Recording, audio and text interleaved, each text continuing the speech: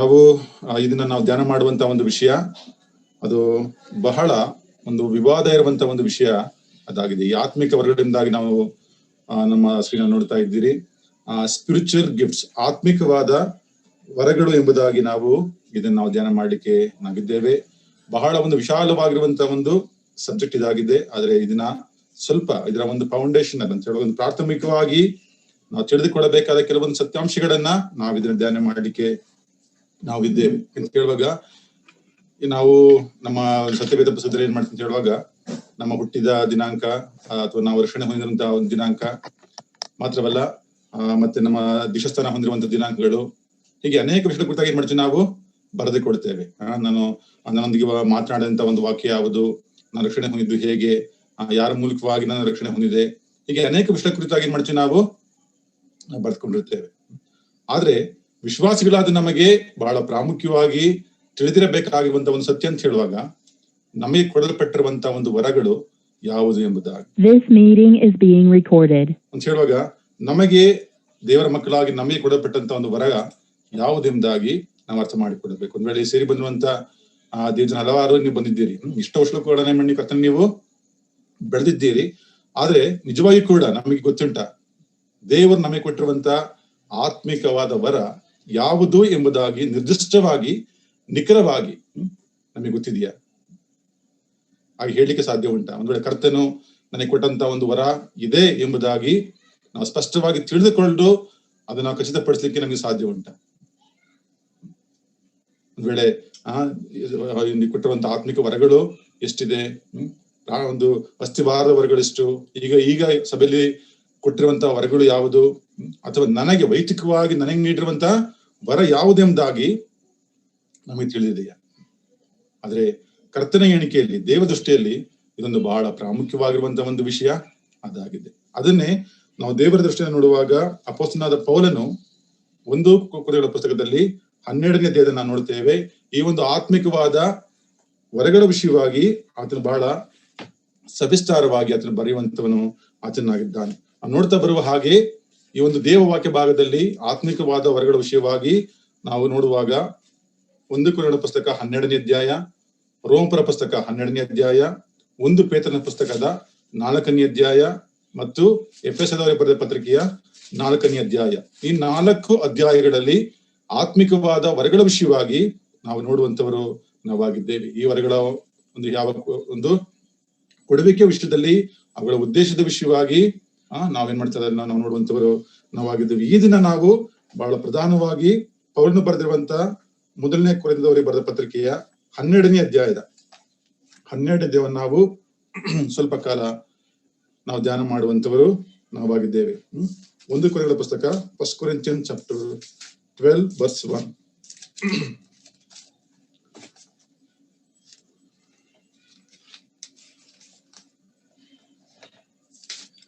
1 ಕೊರಿಂಥರ ಪುಸ್ತಕದ 12ನೇ ಅಧ್ಯಾಯದ 1ನೇ ವಚನ. ನಾವು ಅದರ ಒಂದು ಶಿರೋಭಾಗವನ್ನು ನಾವು ನೋಡುತ್ತೇವೆ. ಪವಿತ್ರಾತ್ಮದಿಂದ ಉಂಟಾಗುವ ವರಗಳನ್ನು ಕುರಿತದ್ದು ಎಂಬುದಾಗಿ ನಾವು ನೋಡುತ್ತೇವೆ. ಈ ಒಂದು ಅಧ್ಯಾಯದ ಒಂದು ಪ್ರಥಮವಾಗಿರುವಂತಹ ಒಂದು ಪ್ರಾಮುಖ್ಯವಾಗಿರುವಂತಹ ಒಂದು ಅಂಶ ಅಂತ ಹೇಳುವಾಗ, ಅದು ಪವಿತ್ರ ಆತ್ಮನಿಂದ ಉಂಟಾಗುವ ವರಗಳ ವಿಷಯವಾಗಿ. ದೇವರು ನಮ್ಗೆ ಏನ್ ಮಾಡಿದ ವರಗಳನ್ನ ಅದನ್ನು ಕೊಟ್ಟಿದ್ದಾನೆ ಎಂಬುದಾಗಿ ದೇವರ ವಾಕ್ಯದಲ್ಲಿ ನಾವು ಸ್ಪಷ್ಟವಾಗಿ ನಾವು ತಿಳಿದುಕೊಳ್ಳುವಂತವರು ನಾವಾಗಿದ್ದೇವೆ. ಅವುಗಳ ವಿಷಯದಲ್ಲಿ ನಾವು ತಿಳಿದುಕೊಳ್ಳುವಾಗ ದೇವರ ಅಭಿಲಾಷೆ ಏನು ಅದನ್ನ ನಾವು ನೋಡ್ತಾ ಇದ್ದೇವೆ. 12ನೇ ಅಧ್ಯಾಯದ 1ನೇ ವಚನದಲ್ಲಿ ನಾವು ನೋಡುತ್ತೇವೆ, ಸಹೋದರರೇ, ಪವಿತ್ರಾತ್ಮನುಂಟಾಗುವ ವರಗಳನ್ನ ಕುರಿತು ನಿಮಗೆ ತಿಳಿಯದಿರಬಾರದೆಂದು ಅಪೇಕ್ಷಿಸುತ್ತೇನೆ ಎಂಬುದಾಗಿ ಅಂತ ಹೇಳುವ ದೇವರ ಅಭಿಲಾಷೆ ಆ ಒಂದು ವಾಕ್ಯದಲ್ಲಿ ನಾವು ನೋಡ್ತಾ ಇದ್ದೇವೆ. ದೇವರ ಒಂದು ಅಭಿಲಾಷೆ ಏನು, ದೇವರ ಒಂದು ಇಚ್ಛೆ ಏನು, ದೇವರ ಒಂದು ಉದ್ದೇಶ ಅಂತ ಹೇಳುವಾಗ, ಈ ಒಂದು ವರಗಳ ವಿಷಯವಾಗಿ ನಾವು ಅಜ್ಞಾನಿಗಳಾಗಿ ನಾವು ಇರಬಾರದು. ನಾವು ಅಜ್ಞಾನಿಗಳಾಗಿ ನಾವಿರಬಾರದು. ನಾವು ನಮಗೆ ಕೊಡಲ್ಪಟ್ಟಂತಹ ವರಗಳು ಯಾವುದು, ಈ ಒಂದು ವಿಷಯದ ಕುರಿತಾಗಿ ನಾವು ಬಹಳ ನಿರ್ದಿಷ್ಟವಾಗಿ ನಾವು ತಿಳಿದುಕೊಂಡಿರ್ಬೇಕೆಂಬುದು ದೇವರ ಒಂದು ಅಭಿಲಾಷೆ. ಅಲ್ಲಿ ಪೌಲನ ಒಂದು ಅಭಿಲಾಷೆ ಕುರಿತಾಗಿ ನೋಡುವಾಗ, ಯಾಕಂತ ಹೇಳುವಾಗ ಈ ಒಂದು ಕೊರಿಂಥ ಸಭೆಯಲ್ಲಿ ಅದೊಂದು ವರಭರಿತವಾದಂತಹ ಒಂದು ಸಭೆ ಅದಾಗಿದೆ. ಎಲ್ಲಾ ವರ್ಗಗಳಲ್ಲಿ ತುಂಬಿರುವಂತಹ ಒಂದು ಸಭೆ ಆಗಿದೆ. ಆದ್ರೂ ಕೂಡ ಅದರಲ್ಲಿ ಏನುಂಟು, ಸಭೆಗಳಲ್ಲಿ ವ್ಯತ್ಯಾಸಗಳಿದೆ, ಅಲ್ಲಿ ಗುಂಪುಗಾರಿಕೆಗಳಿದೆ, ಅಲ್ಲಿ ಒಳಜಗಳಲ್ಲಿ ನೋಡುತ್ತೇವೆ. ಅವು ಕ್ರಮ ತಪ್ಪಿ ಅವರ ಮೇಜಿನವರು ಆಚರಿಸ್ತಾ ಇದ್ದಾರೆ. ಹೀಗೆ ಹಲವಾರು ಏನ್ ಮಾಡಿದ್ರೆ ನಾವು ವ್ಯತ್ಯಾಸಗಳನ್ನ ನಾವು ನೋಡುವಂತವರು ನಾವಾಗಿದ್ದೇವೆ. ಅಲ್ಲಿ ಭೇದಗಳನ್ನ ನಾವು ನೋಡುತ್ತೇವೆ. ಕಾಣಿ ಅಂತ ಹೇಳುವಾಗ ಈ ಒಂದು ವರಗಳ ವಿಷಯದಲ್ಲಿ ಅವರಿಗೆ ಪರಿಜ್ಞಾನ ಇಲ್ಲ. ಈ ಒಂದು ವರಗಳ ವಿಷಯವಾಗಿ ಅವ್ರಿಗೆ ಏನಿಲ್ಲ, ಅವರಿಗೆ ಆ ಒಂದು ಅರಿವು ಅವರಲ್ಲಿಲ್ಲ. ಆ ಕಾರಣಕ್ಕಾಗಿಯೇ ಇಲ್ಲಿ 12ನೇದಿಗೆ ಬರುವಾಗ ಅದನ್ನು ಬರೀತಾನೆ, ಸಹೋದರರೇ, ಪವಿತ್ರಾತ್ಮ ಉಂಟಾಗುವ ವರಗಳನ್ನ ಕುರಿತು ನಿಮಗೆ ತಿಳಿಯದಿರಬಾರದೆಂದು ಅಪೇಕ್ಷಿಸ್ತೇನೆ. ನಾವು ಇದನ್ನ ಸರಿಯಾಗಿ ಅರ್ಥ ಮಾಡಿಕೊಳ್ಳುವಾಗ, ಈ ಒಂದು ಆತ್ಮಿಕವಾದ ಈ ಒಂದು ವರಗಳ ವಿಷಯವಾಗಿ ನಾವು ಸ್ಪಷ್ಟವಾಗಿ ನಾವು ತಿಳಿದುಕೊಳ್ಳುವಾಗ, ಅರ್ಥ ಮಾಡಿಕೊಳ್ಳುವಾಗ, ಸಭೆಗಳಲ್ಲಿರುವಂತಹ ಈ ಒಂದು ಭೇದಗಳು, ಭಿನ್ನಾಭಿಪ್ರಾಯಗಳು, ಈ ಒಂದು ಹೋರಾಟಗಳು ಅದು ಇಲ್ಲದೆ ಇರಲಿಕ್ಕೆ ಸಾಧ್ಯ ಉಂಟು. ಯಾಕಂತ ಹೇಳುವಾಗ ಈ ಒಂದು ವರಗಳ ವಿಷಯವಾಗಿ ನಾವು ಕಲಿಯುವಾಗ ಅಲ್ಲಿ ನಾವು ನೋಡುತ್ತೇವೆ, ಈ ಒಂದು ದೇವರ ಸಭೆಯನ್ನ ಅಲ್ಲಿ ಪೌಲನು ಒಂದು ಕ್ರಿಸ್ತನ ದೇಹವಾಗಿ ಏನ್ ಮಾಡ್ತಾನೆ ಅದನ್ನಲ್ಲಿ ಅದನ್ನು ಚಿತ್ರಿಸುವುದನ್ನ ನಾವು ನೋಡ್ತಾ ಇದ್ದೇವೆ. ಅಲ್ಲಿ ನೋಡುವಾಗ 12ನೇ ದೇಹದ 24 ಮತ್ತು 25 ನೋಡುವಾಗ ಅಲ್ಲಿ ನೋಡುತ್ತೇವೆ, ಅಂದವುಳ್ಳ ಅಂಗಳಿಗೆ ಏನೂ ಅವಶ್ಯವಿಲ್ಲ, ದೇಹದಲ್ಲಿ ಭೇದವೇನೂ ಇರದೆ ಎಂಬುದಾಗಿ ನಾವು ನೋಡುತ್ತೇವೆ. ನೋಡಿ, ಇಲ್ಲಿ ಈ ಒಂದು ವರಗಳನ್ನ ನಾವು ತಿಳಿದುಕೊಳ್ಳುವಾಗ, ಈ ಒಂದು ಆತ್ಮಿಕವಾದ ವರಗಳನ್ನ ನಾವು ಅರ್ಥ ಮಾಡಿಕೊಳ್ಳುವಾಗ, ದೇವರ ಒಂದು ಅಭಿಲಾಷೆ ನಾವು ಅರ್ಥ ಮಾಡಿಕೊಳ್ಳುವಾಗ, ನೋಡಿ ಸಭೆಯಲ್ಲಿ ದೇಹದಲ್ಲಿ ಏನಿಲ್ಲ, ಭೇದವೇನೂ ಇಲ್ಲ. ಅಲ್ಲಿ ಹೋರಾಟ ಇಲ್ಲ, ನಾನು ಹೆಚ್ಚಿನವನು ನೀನು ಕೆಳಗಿನವನೆಂಬುದಾಗಿ ಅಂತ ಒಂದು ಹೋರಾಟ ಅಲ್ಲಿ ಇರುವುದಿಲ್ಲ. ನೋಡ್ತೇವೆ ಅಂತ ಒಂದಕ್ಕೊಂದು ಏನ್ ಮಾಡ್ತಂತ ಹೇಳುವಾಗ ನೋಡ್ತೇವೆ, ಭೇದವೇನೂ ಇರದೆ ಅಂಗಗಳು ಒಂದಕ್ಕೊಂದರ ಹಿತವನ್ನು ಚಿಂತಿಸುವ ಹಾಗೆ ಎಂಬುದಾಗಿ ನಾವು ನೋಡುತ್ತೇವೆ. ಒಂದಕ್ಕೊಂದರ ಹಿತವನ್ನ ಚಿಂತಿಸುವ ಹಾಗೆ ನಾವು ಒಬ್ಬರಿಗೊಬ್ಬರು ಸಭೆಯ ಒಂದು ನಾವು ಏನ್ ಮಾಡ್ತೀವಿ, ನಾವು ಪ್ರತಿಯೊಬ್ಬರು ಕೂಡ ನಾವು ಕ್ರಿಸ್ತನ ದೇಹದಲ್ಲಿ ಏನ್ ಮಾಡಿದ್ವಿ, ನಾವು ಅಂಗಳಾಗಿದ್ದೇವೆ. ಅಲ್ಲಿ ಭೇದವೇನು ಕೂಡ ಇರಬಾರದು. ಈ ಒಂದು ಆತ್ಮಿಕವಾದ ವರಗಳ ವಿಷಯವನ್ನು ತಿಳಿದುಕೊಳ್ಳುವಾಗ, ಅರ್ಥ ಮಾಡಿಕೊಳ್ಳುವಾಗ, ಈ ಒಂದು ಅರಿವು ನಮ್ಮಲ್ಲಿರುವಾಗ ಈ ಹೋರಾಟಗಳು, ಈ ಭಿನ್ನಾಭಿಪ್ರಾಯಗಳು, ಈ ಗುಂಪುಗಾರಿಕೆಗಳು ಯಾವುದು ಕೂಡ ಇರುವುದಿಲ್ಲ. ಸೊ ಆದ ಕಾರಣ ಅಲ್ಲಿ ಪೌಲನು ಬರೀತಾನೆ, ಈ ಒಂದು ಕುರಿಂಥ ಸಭೆಯಲ್ಲಿ ಒಂದು ವೇಳೆ ಮೊದಲನೇ ನೀವು ಓದುವಾಗ ನಿಮ್ಗೆ ಗೊತ್ತಾಗ್ತದೆ, ನಾನು ಅಪೊಲೋಸನವನು, ನಾನು ಕೇಫನವನು ಎಂಬುದಾಗಿ ಅವರು ಅಲ್ಲಲ್ಲಿ ಗುಂಪುಗಾರಿಕೆಗಳನ್ನ ನಾವು ನೋಡ್ತಾ ಇದ್ದೇವೆ. ಕ್ರಿಸ್ತನ ವಿಭಾಗವಾಗಿದ್ದಾನೆ ಎಂಬುದಾಗಿ ಪೌಲನು ಅವನ್ನ ಕೇಳ್ತಾನೆ. ಎಲ್ಲ ಹೊರಭರಿತವಾದ ಒಂದು ಸಭೆ ಆಗಿದ್ರು ಕೂಡ ಅದನ್ನು ಹೇಗೆ ಉಪಯೋಗಿಸಬೇಕು, ದೇವರು ಕೊಟ್ಟಂತ ಈ ಒಂದು ವರಗಳ ಒಂದು ಮಹತ್ವವೇನು, ಉದ್ದೇಶವೇನು, ಅದನ್ನು ಯಾವ ರೀತಿ ಅದನ್ನು ನಾವು ಸಭೆಯಲ್ಲಿ ಉಪಯೋಗಿಸಬೇಕೆಂಬಂತದ್ದಿಂದ ಒಂದು ಅರಿವು ಅವರಲ್ಲಿ ಇಲ್ಲದೇ ಇರುವ ಕಾರಣದಿಂದ ಏನ್ ಮಾಡ್ತಾರೆ, ಅವರಲ್ಲಿ ಅನೇಕ ರೀತಿಯ ಅಂತ ವ್ಯತ್ಯಾಸಗಳು, ಹೋರಾಟಗಳು ಆ ಸಭೆಗಳಲ್ಲಿ ಇತ್ತು ಎಂಬುದನ್ನು ನಾವು ನೋಡುತ್ತೇವೆ. ಈ ದಿನವೂ ಕೂಡ ದೇವರ ಸಭೆಯಲ್ಲಿ ವಿಶೇಷವಾಗಿ ನಮ್ಮ ಸಹೋದರ ಸಭೆಗಳಿರುವಂತಕ್ಕಂಥ ಈ ಒಂದು ಹೋರಾಟಕ್ಕೆ ಇರುವಂತಹ ಕಾರಣ ಏನು ಗೊತ್ತಾ? ನಮ್ಮಲ್ಲಿರುವಂತಹ ಈ ಒಂದು ಜಗಳಗಳು, ಮನಸ್ತಾಪಗಳಿರುವಂತಹ ಕಾರಣ ಏನು ಗೊತ್ತಾ? ನಮ್ಮಲ್ಲಿ ಈ ಒಂದು ಆತ್ಮಿಕವಾದ ವರಗಳ ವಿಷಯವಾಗಿರುವಂತಹ ಅರಿವು ನಮ್ಮಲ್ಲಿ ಇಲ್ಲದೆ ಇರುವುದೇ. ನಮ್ಮಲ್ಲಿ ಇಲ್ಲ. ಅದನ್ನು ಅರ್ಥ ಮಾಡಿಕೊಂಡಾಗ ಮಾತ್ರ ಅಲ್ಲಿ ಹೋರಾಟ ಇಲ್ಲ. ನಾನು ಹೆಚ್ಚಿನವನು, ಇವನು ಕೆಳಗಿನವನು, ನಾನು ಸೀನಿಯರ್, ಇವರು ಜೂನಿಯರ್, ನಾನು ಅಧ್ಯಕ್ಷನು, ನಾನು ಹಿರಿಯನೆಂಬಂತ ಈ ಒಂದು ಹೋರಾಟ ಆಗ ಇರುವುದಿಲ್ಲ. ಯಾವಾಗಂತ ಹೇಳುವಾಗ ಕರ್ತನ ಕೊಟ್ಟಿರುವಂತ ಈ ಒಂದು ವರಗಳ ವಿಷಯವಾಗಿ ನಾವು ಅರ್ಥ ಮಾಡಿಕೊಳ್ಳುವಾಗ ನಾವು ನೋಡ್ತಿದ್ದೇವೆ, ದೇವರ ಸಭೆಯಲ್ಲರೂ ಕೂಡ ಅಲ್ಲಿ ಪ್ರಾಮುಖ್ಯರಾಗಿದ್ದಾರೆ. ಸೊ ಆದ ಕಾರಣ ಇಲ್ಲಿ ಪೌಲನು ಬರಿತಾ ಇದ್ದಾನೆ, ಬಹಳ ವಿಶೇಷವಾಗಿ ಅದನ್ನು ಬರಿತಾನೆ, ಈ ಒಂದು ವರಗಳ ವಿಷಯವಾಗಿ ನೀವು ಅಜ್ಞಾನಿಗಳ ಹಾಗೆ ನೀವು ಇರಬಾರದು, ಎಂಬುದಾಗಿ ದೇವರು ಬಯಸ್ತಾನೆ. ಒಂದ್ ವೇಳೆ ನಾವು ಎಷ್ಟೋ ವರ್ಷಗಳ ಕಾಲ ಏನ್ ಮಾಡೋ ಕಷ್ಟನ ನಾವು ಸೇವೆಯಲ್ಲಿ ನಾವಿದ್ದೇವೆ, ಸೇವೆ ಮಾಡ್ತಾ ಇದ್ದೇವೆ, ಸಭೆಯಲ್ಲಿ ನಾವು ಜೀವಿಸ್ತಾ ಇದ್ದೇವೆ. ಅಂದ್ರೆ ನಾವೀಗ ಧೈರ್ಯವಾಗಿ ನಾವು ಹೇಳಬಹುದಾ, ನನಗೆ ಕರ್ತವ್ಯ ಕೊಡಲ್ಪಟ್ಟಂತ ವರ ಇದೆ ಎಂಬುದಾಗಿ ನಿಖರವಾಗಿ, ಖಚಿತವಾಗಿ, ನಂಬಿಕೆಯಿಂದ ನಾವು ಹೇಳಲಿಕ್ಕೆ ಸಾಧ್ಯ ಉಂಟ? ಸೊ ಅದನ್ನ ನಾವು ಅರ್ಥ ಮಾಡಿಕೊಳ್ಳಬೇಕು. ಈ ಒಂದು ನೂತನವಾದಂತ ಒಂದು ವರ್ಷದಲ್ಲಿ ನಾವು ಬಂದಿರುವಾಗ ಈ ಒಂದು ವರಗಳ ವಿಷಯವಾಗಿ ನಾವು ಅರ್ಥ ಮಾಡಿಕೊಳ್ಳಬೇಕು, ತಿಳಿದುಕೊಳ್ಳಬೇಕೆಂಬಂಥದ್ದು ದೇವರ ಅಭಿಲಾಷೆ. ಇದು ಪೌಲನ ಒಂದು ಅಭಿಲಾಷೆ ಮಾತ್ರವಲ್ಲ, ಇದು ಕರ್ತನ ಒಂದು ಅಭಿಲಾಷೆಯಾಗಿದೆ. ನಾವು ಈ ಒಂದು ವರಗಳ ವಿಷಯದಲ್ಲಿ ನಾವು ಅಜ್ಞಾನಿಗಳ ಹಾಗೆ ನಾವು ಇರಬಾರದು ಎಂಬುದಾಗಿ ನಾವು ನೋಡುತ್ತೇವೆ. ಈ ಒಂದು 12ನೇ 1ನೇ ವಚನ ನೋಡುವಾಗ it is a warning, it's a reminder, ಒಂದು ಎಚ್ಚರಿಕೆ ಅಂತ ಹೇಳುವಾಗ ಇದನ್ನು ಅರ್ಥ ಮಾಡಿಕೊಳ್ಳಬೇಕೆಂಬಂಥದ್ದು ದೇವರ ಒಂದು ಅಭಿಲಾಷೆ. ಇಟ್ಸ್ ಎ ರಿಮೈಂಡರ್, ಅದು ನಮ್ಮನ್ನು ಎಚ್ಚರಿಸುವಂತದ್ದು, ಮತ್ತು ಇಟ್ಸ್ ಎ ವಾರ್ನಿಂಗ್, ಅದೊಂದು ನಮ್ಮನ್ನು ಎಚ್ಚರಿಸುವಂತದ್ದು ಕೂಡ ಆಗಿದೆ ಎಂಬುದಾಗಿ ನಾವು ತಿಳಿದುಕೊಳ್ಳುವಂತವರು ನಾವಾಗಿದ್ದೇವೆ. ನಾವು ಕೊಡಲ್ಪಟ್ಟಂತಹ ಒಂದು ಸಮಯದಲ್ಲಿ ನಾವು ಇದರ ಕುರಿತಾಗಿ ಬಹಳ ಮೂಲಭೂತವಾಗಿ, ಪ್ರಾಥಮಿಕವಾಗಿ ನಾವು ತಿಳಿದುಕೊಳ್ಳಬೇಕಾದಂತ ಕೆಲವು ಸತಿಗಳು ನಾವು ಇದನ್ನ ನಾವು ಧ್ಯಾನ ಮಾಡ್ಲಿಕ್ಕಿದ್ದೇವೆ. ಒಂದ್ ವೇಳೆ ನಮ್ಮ ಸಭೆಯಲ್ಲಿ ನಾವು ಒಂದು ವರ್ಷದಿಂದ ಏನ್ ಮಾಡ್ತೀವಿ, ನಾವು ಅಭ್ಯಾಸ ಮಾಡ್ತಾ ಬಂದಿದ್ದೇವೆ. ಬಹಳ ಪ್ರಾಮುಖ್ಯವಾಗಿರುವಂತ ಒಂದು ವಿಷಯ ಇದಾಗಿದೆ. ಇದು ನಾವು ಸಭೆಯಲ್ಲಿ ನಾವು ಕಲಿಸಬೇಕು. ನಾವೆಲ್ಲರೂ ಕೂಡ ಇದನ್ನ ಕುರಿತಾಗಿ ನಾವು ಅರ್ಥ ಮಾಡಿಕೊಳ್ಳಬೇಕು. ಇದನ್ನ ತಪ್ಪಿ ಹೋಗ್ಲಿಕ್ಕೆ ಅನೇಕ ಸಾಥಿಗಳು ನಾವು ಏನ್ ಮಾಡ್ತೀವಿ, ನಾವು ನೋಡ್ತಾ ಅನೇಕ ರೀತಿಯಿಂದ ಬೋಧನೆಗಳನ್ನ ನಾವು ನೋಡ್ತೇವೆ. ಸೊ ಅದ ಕಾರಣ ಈ ಒಂದು ವಿಷಯದಲ್ಲಿ ದೇವರ ಅಭಿಲಾಷೆ, ಆ ವಿಷಯದಲ್ಲಿ ನಾವು ಅಜ್ಞಾನಿಗಳ ಹಾಗೆ ನಾವು ಇರಬಾರದು. ಅದನ್ನ ವಿಷಯದಲ್ಲಿ ನಾವು ಸ್ಪಷ್ಟವಾಗಿ ನಾವು ತಿಳಿಯಬೇಕು, ಅರಿತುಕೊಳ್ಳಬೇಕೆಂಬಂಥದ್ದು ದೇವರ ಒಂದು ಅಭಿಲಾಷೆಯಾಗಿದೆ ಎಂಬುದಾಗಿ ನಾವು ನೋಡುತ್ತೇವೆ.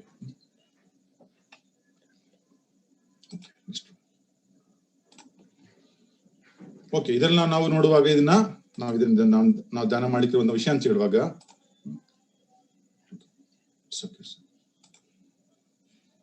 ಯಾರು ಸ್ಕ್ರೀನ್ ಮೇಲೆ ಬರೀತಿದ್ದಾರೆ, ದಯವಿಟ್ಟು ಯಾರು ಕೂಡ ಸ್ಕ್ರೀನ್ ಮೇಲೆ ಬರೆಯಬಾರದಾಗಿ ನಿಮ್ಮನ್ನ ಪ್ರೀತಿಪೂರ್ವಕ ಕೇಳಿಕೊಳ್ಳುತ್ತೇನೆ. ಈ ದಿನ ನಾವು ಧ್ಯಾನಿಸುವಂತ ಒಂದು ವಿಷಯ ಅಂತ ಹೇಳುವಾಗ ಅಲ್ಲಿ ನೋಡ್ತಿದ್ದೇವೆ, foundational facts about spiritual gifts.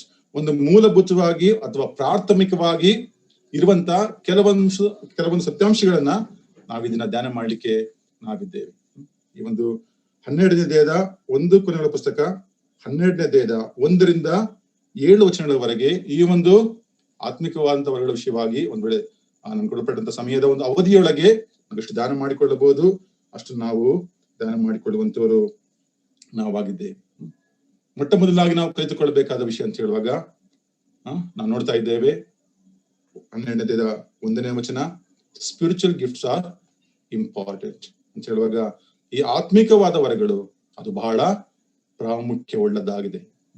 ಅದು ಬಹಳ ಪ್ರಾಮುಖ್ಯವುಳ್ಳದಾಗಿದೆ ಎಂಬುದಾಗಿ ನಾವು 12ನೇ ಅಧ್ಯಾಯದ 1ನೇ ವಚನದಲ್ಲಿ ನಾವು ನೋಡ್ತೇವೆ ಅಂತ ಹೇಳುವಾಗ ಅಲ್ಲಿ ದೇವರ ಅಭಿಲಾಷೆ, ಸಹೋದರರೇ, ಪವಿತ್ರ ಆತ್ಮದಿಂದ ಉಂಟಾಗುವ ವರಗಳನ್ನ ಕುರಿತು ನಿಮಗೆ ತಿಳಿಯದಿರಬಾರದೆಂದು ಅಪೇಕ್ಷಿಸುತ್ತೇನೆ ಎಂಬುದಾಗಿ ಅಂತ ಹೇಳುವಾಗ ದೇವರ ಒಂದು ಅಭಿಲಾಷೆ, ನಾವೆಲ್ಲರೂ ಕೂಡ ದೇವರನ್ನ ನಂಬಿ, ಯೇಸು ಸ್ವಾಮಿಯನ್ನ ನಂಬಿ ನಾವು ಕ್ರಿಸ್ತನ ಮಕ್ಕಳಾಗಿರುವಂತ ದೇವರ ಮಕ್ಕಳಾಗಿರುವಂತ ನಾವೆಲ್ಲರೂ ಕೂಡ ಪವಿತ್ರ ಆತ್ಮ ಉಂಟಾಗುವಂತ ಈ ಒಂದು ವರಗಳ ವಿಷಯವಾಗಿ ನಾವು ಅರ್ಥ ಮಾಡಿಕೊಳ್ಳಬೇಕೆಂಬುದು ದೇವರ ಒಂದು ಅಭಿಲಾಷೆ ಅಂತ ಹೇಳುವಾಗ ಅದು ಬಹಳ ಪ್ರಾಮುಖ್ಯವಾಗಿದೆ ಎಂಬುದಾಗಿ ನಾವು ಅರ್ಥ ಮಾಡಿಕೊಳ್ಳುತ್ತೇವೆ. ಸೊ ಅದರಿಂದ ನಾವು ಕಲಿಯುವಂತ ಮೊದಲ ವಿಷಯ, spiritual gifts are important. It's very very important ಎಂಬುದಾಗಿ ನಾವು ಕಲಿತುಕೊಳ್ಳುತ್ತೇವೆ.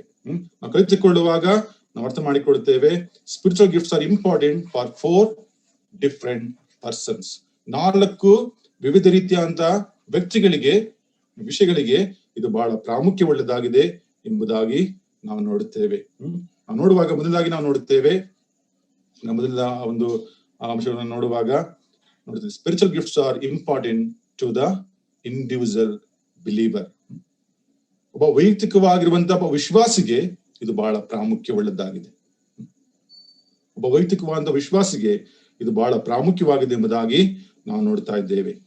ಅಂತ ಹೇಳುವಾಗ ನೋಡ್ರಿ, ಪ್ರತಿಯೊಬ್ಬ ವಿಶ್ವಾಸಿಯೂ ಕೂಡ ಏನ್ ಮಾಡಿದ್ದಾನೆ, ಈ ಆತ್ಮಿಕವಾದ ವರಗಳನ್ನ ಆತನು ಹೊಂದಿದ್ದಾನೆ. 1 ಅಥವಾ ಅದಕ್ಕಿಂತ ಹೆಚ್ಚು ವರಗಳನ್ನ ಆತನು ಹೊಂದಿದ್ದಾನೆ ಎಂಬುದಾಗಿ ನಾವು ನೋಡುವಂತವರು ನಾವಾಗಿದ್ದೇವೆ. 1 ಅಥವಾ ಅದಕ್ಕಿಂತ ಹೆಚ್ಚಿನ ವರಗಳನ್ನ ಆತನು ಹೊಂದಿದ್ದಾನೆ ಎಂಬುದಾಗಿ ನಾವು ನೋಡುವಂತವರು ನಾವಾಗಿದ್ದೇವೆ. ನೋಡಿ, ದೇವರ ವಾಕ್ಯದಲ್ಲಿ ಇರುವಂತಹ ಸತ್ಯಾಂಶ ನೋಡುತ್ತೇವೆ. ನೋಡಿ, 1 ಕೊರಿಂಥ 12ನೇ ಅಧ್ಯಾಯದ 7ನೇ ವಚನ. 1 ಕೊರಿಂಥಗಳ ಪುಸ್ತಕ 12ನೇ ಅಧ್ಯಾಯದ 7ನೇ ವಚನ ನಾವು ನೋಡುತ್ತೇವೆ. ಆದರೆ ಪ್ರತಿಯೊಬ್ಬನಲ್ಲಿ ತೋರಿ ಬರುವ ದೇವರಾತ್ಮನ ವರಗಳು ಎಂಬುದಾಗಿ. ಪ್ರತಿಯೊಬ್ಬನಲ್ಲಿ ಅಂತ ಹೇಳುವಾಗ, ನಾವು ಟು ಈಚ್ ಒನ್ ಅಂತ ಹೇಳುವಾಗ ಇಲ್ಲಿ ಕೆಲವರಿಗೆ ಮಾತ್ರವಲ್ಲ, ಸಭಾ ಹಿರಿಯರಿಗೆ ಮಾತ್ರ ಕೊಡಲ್ಪಟ್ಟಿದೆ, ಸಭಾ ಸೇವಕರಿಗೆ ಅಥವಾ ಜವಾಬ್ದಾರಿಯುಳ್ಳ ಸೇವಕರಿಗೆ ಅಥವಾ ಬೋಧಕರಿಗೆ ಮಾತ್ರ ಕೊಡಲ್ಪಟ್ಟಿದೆ ಎಂಬುದಾಗಿ ನಾವಲ್ಲಿ ನೋಡ್ತಾ ಇಲ್ಲ. ನಾವು ನೋಡ್ತೇವೆ, ಆದರೆ ಪ್ರತಿಯೊಬ್ಬನಲ್ಲಿ ಯಥಾರ್ಥವಾಗಿ ಕರ್ತನಾದ ಯೇಸು ಕ್ರಿಸ್ತನನ್ನ ನಂಬಿರುವಂತ, ಸ್ವೀಕರಿಸಿರುವಂತ ಪ್ರತಿಯೊಬ್ಬನಲ್ಲಿ, ಪ್ರತಿಯೊಬ್ಬ ವಿಶ್ವಾಸಿಯಲ್ಲಿ ತೋರಿ ಬರುವ ದೇವರಾತ್ಮನ ವರಗಳು ಅಂತ ಹೇಳುವಾಗ ಇದು ಪ್ರತಿಯೊಬ್ಬ ವೈಯಕ್ತಿಕವಾಗಿರುವಂತ ವಿಶ್ವಾಸಿಗೆ ಇದು ಬಹಳ ಪ್ರಾಮುಖ್ಯವುಳ್ಳದಾಗಿದೆ. ನೋಡಿ, ಇಲ್ಲಿ ಪ್ರತಿಯೊಬ್ಬನಲ್ಲಿ ತೋರಿ ಬರುವಂತ ಎಂಬುದಾಗಿ ನಾವು ನೋಡುತ್ತೇವೆ. ಮತ್ತು ಎಫೆಸ ಗ್ರಂಥ 4ನೇ ಅಧ್ಯಾಯದ 7ನೇ ವಚನ. ಎಫೆಸ ಗ್ರಂಥದ 4ನೇ ಅಧ್ಯಾಯ 7ನೇ ವಚನ ನಾವು ನೋಡುತ್ತೇವೆ.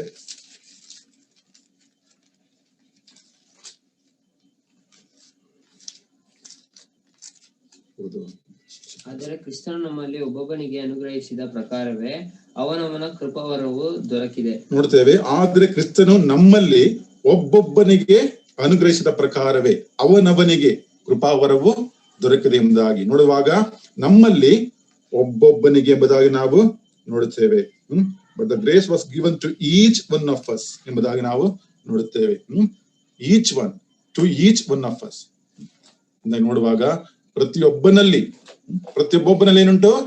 ದೇವರಾತ್ಮನ ವರಗಳು ಉಂಟು. ಕೇವಲ ಜವಾಬ್ದಾರಿ ಇರುವಂತವರಿಗೆ, ಬೋಧಕರಿಗೆ, ಸೇವಕರಿಗೆ, ಹಿರಿಯ ಮಾತ್ರದಿಂದಾಗಿ ನಾವು ಅಂದುಕೊಳ್ಳುತ್ತೇವೆ. ತಪ್ಪಾಂತ ಒಂದು ಭಾವನೆ. ದೇವರ ವಾಕ್ಯ ಬಹಳ ಸ್ಪಷ್ಟವಾಗಿ ಹೇಳ್ತಾ ಇದೆ, ಒಬ್ಬೊಬ್ಬನಲ್ಲಿ, ಪ್ರತಿಯೊಬ್ಬನಲ್ಲಿ, ಯೇಸು ಸ್ವಾಮಿ ನಂಬಿರುವಂತ ಪ್ರತಿಯೊಬ್ಬನಲ್ಲಿ ಏನುಂಟು? ದೇವರಾತ್ಮನ ವರಗಳು ಉಂಟು. ಒಂದು ವೇಳೆ ನಾವು ಅದನ್ನು ಅರ್ಥ ಮಾಡಿಕೊಳ್ಳದೆ ಹೋದ್ರೆ, ನಾವು ಅದನ್ನು ತಿಳಿದುಕೊಳ್ಳದೆ ಹೋದ್ರೆ, ನಮಗೆ ಒಂದು ಅರಿವು ನಮಗೆ ಇಲ್ಲದೆ ಹೋದ್ರೆ, ಒಂದ್ ವೇಳೆ ದೇಹದ ಒಂದು ಅಂಗಕ್ಕೆ ನೋಡ್ತೇವೆ, ನಾವು ಸಭೆಯನ್ನ ನಾವ್ ಮಾಡ್ತೇವೆ, ಇಲ್ಲಿ ನಾವು ಒಂದು ದೇಹವಾಗಿ ಏನ್ ಮಾಡಿದ ಅಲ್ಲಿ ಪುರನು ಆತನು ಚಿತ್ರಿಸಿದ್ದಾನೆ. ಕಾರಣ ಅಂತ ಹೇಳುವಾಗ ಅಲ್ಲೇನುಂಟು? ಅಂಗ ಅಂತ ಹೇಳುವಾಗ ಪ್ರತಿಯೊಂದಕ್ಕೆ ಏನುಂಟು? ಅಲ್ಲಿ ಕೆಲಸಗಳು ಉಂಟು. ಪ್ರತಿಯೊಂದಕ್ಕೆ ಅಲ್ಲಿ ನಾವು ಕೆಲಸಗಳು ನಾವು ನೋಡುವಂತವರು ನಾವಾಗಿದ್ದೇವೆ. ದೇಹ ಅಂತ ಹೇಳುವಾಗ ಅಲ್ಲೇನುಂಟು ಅಂತ ಹೇಳುವಾಗ ಪ್ರತಿಯೊಂದು ಅಂಗಕ್ಕೆ ಏನುಂಟು? ಅಲ್ಲಿ ಕೆಲಸಗಳಿದೆಯಲ್ಲ, ಕೆಲಸ ಇಲ್ಲದೆ ಇರುವಂತ ಯಾವ ಅಂಗವೂ ಕೂಡ ಅಲ್ಲಿ ಇಲ್ಲ. ಎಲ್ಲಾ ಅಂಗವೂ ಕೂಡ ಅಲ್ಲಿ ಕೆಲಸಗಳನ್ನ ಅಲ್ಲಿ ಕೊಡಲ್ಪಟ್ಟಿದೆ. ನೋಡಿ, ಸಭೆಗಳನ್ನು ಕುರಿತ ನೋಡುವಾಗ ಅನೇಕ ರೀತಿ ಏನ್ ಮಾಡ್ತೀವಿ ನಾವು? ಹೋಲಿಸಿರೋದನ್ನ ನಾವು ನೋಡುತ್ತೇವೆ. ಸಭೆ ಎನ್ನುವಂಥದ್ದು ದೇವರ ಆಲಯ, ದೇವರ ಸಭೆ ಎಂದಾಗ ನೋಡುವಾಗ ಇಟ್ ಸ್ಪೀಕ್ಸ್ ಅಬೌಟ್ ಲವ್. ಸಭೆ ಅಂತ ಹೇಳುವಾಗ ಕ್ರಿಸ್ತನ ಪ್ರೀತಿನ ನಮಗೆ ತೋರಿಸುವಂತದ್ದು ಅದಾಗಿದೆ. ಹೌಸ್ ಆಫ್ ಗಾಡ್, ದೇವರ ಮನೆ ಎಂದಾಗ ನಾವು ನೋಡುತ್ತೇವೆ. ಪುಸ್ತಕದಲ್ಲಿ ನಾವು ನೋಡ್ತೇವೆ ದೇವರ ಮನೆಯಲ್ಲಿ ಎಂಬುದಾಗಿ ನಾವು ನೋಡುತ್ತೇವೆ. It speaks about order. ದೇವರ ಮನೆ ಅಂತ ಹೇಳುವಾಗ ಅದೇನುಂಟು? ಕ್ರಮವಿರಬೇಕೆಂಬುದಾಗಿ ನಾವು ನೋಡುತ್ತೇವೆ. ಟೆಂಪಲ್ ಆಫ್ ಗಾಡ್, ನಾವು ಕೊನೆಯ ಪುಸ್ತಕ ನಾವು ನೋಡುತ್ತೇವೆ ದೇವರ ಆಲಯ ಎಂಬುದಾಗಿ ನಾವು ನೋಡುತ್ತೇವೆ. It speaks about holiness. ದೇವರ ಆಲಯ ಅಂತ ಹೇಳುವಾಗ ಅಲ್ಲಿ ಏನಿರಬೇಕು? ಪರಿಶುದ್ಧತೆ ಇರಬೇಕೆಂಬುದಾಗಿ ನೋಡುತ್ತೇವೆ. ಫ್ಲಾಕ್ ಆಫ್ ಗಾಡ್, ದೇವರ ಮಂದೆ ಎಂಬುದಾಗಿ ನಾವು ನೋಡುತ್ತೇವೆ.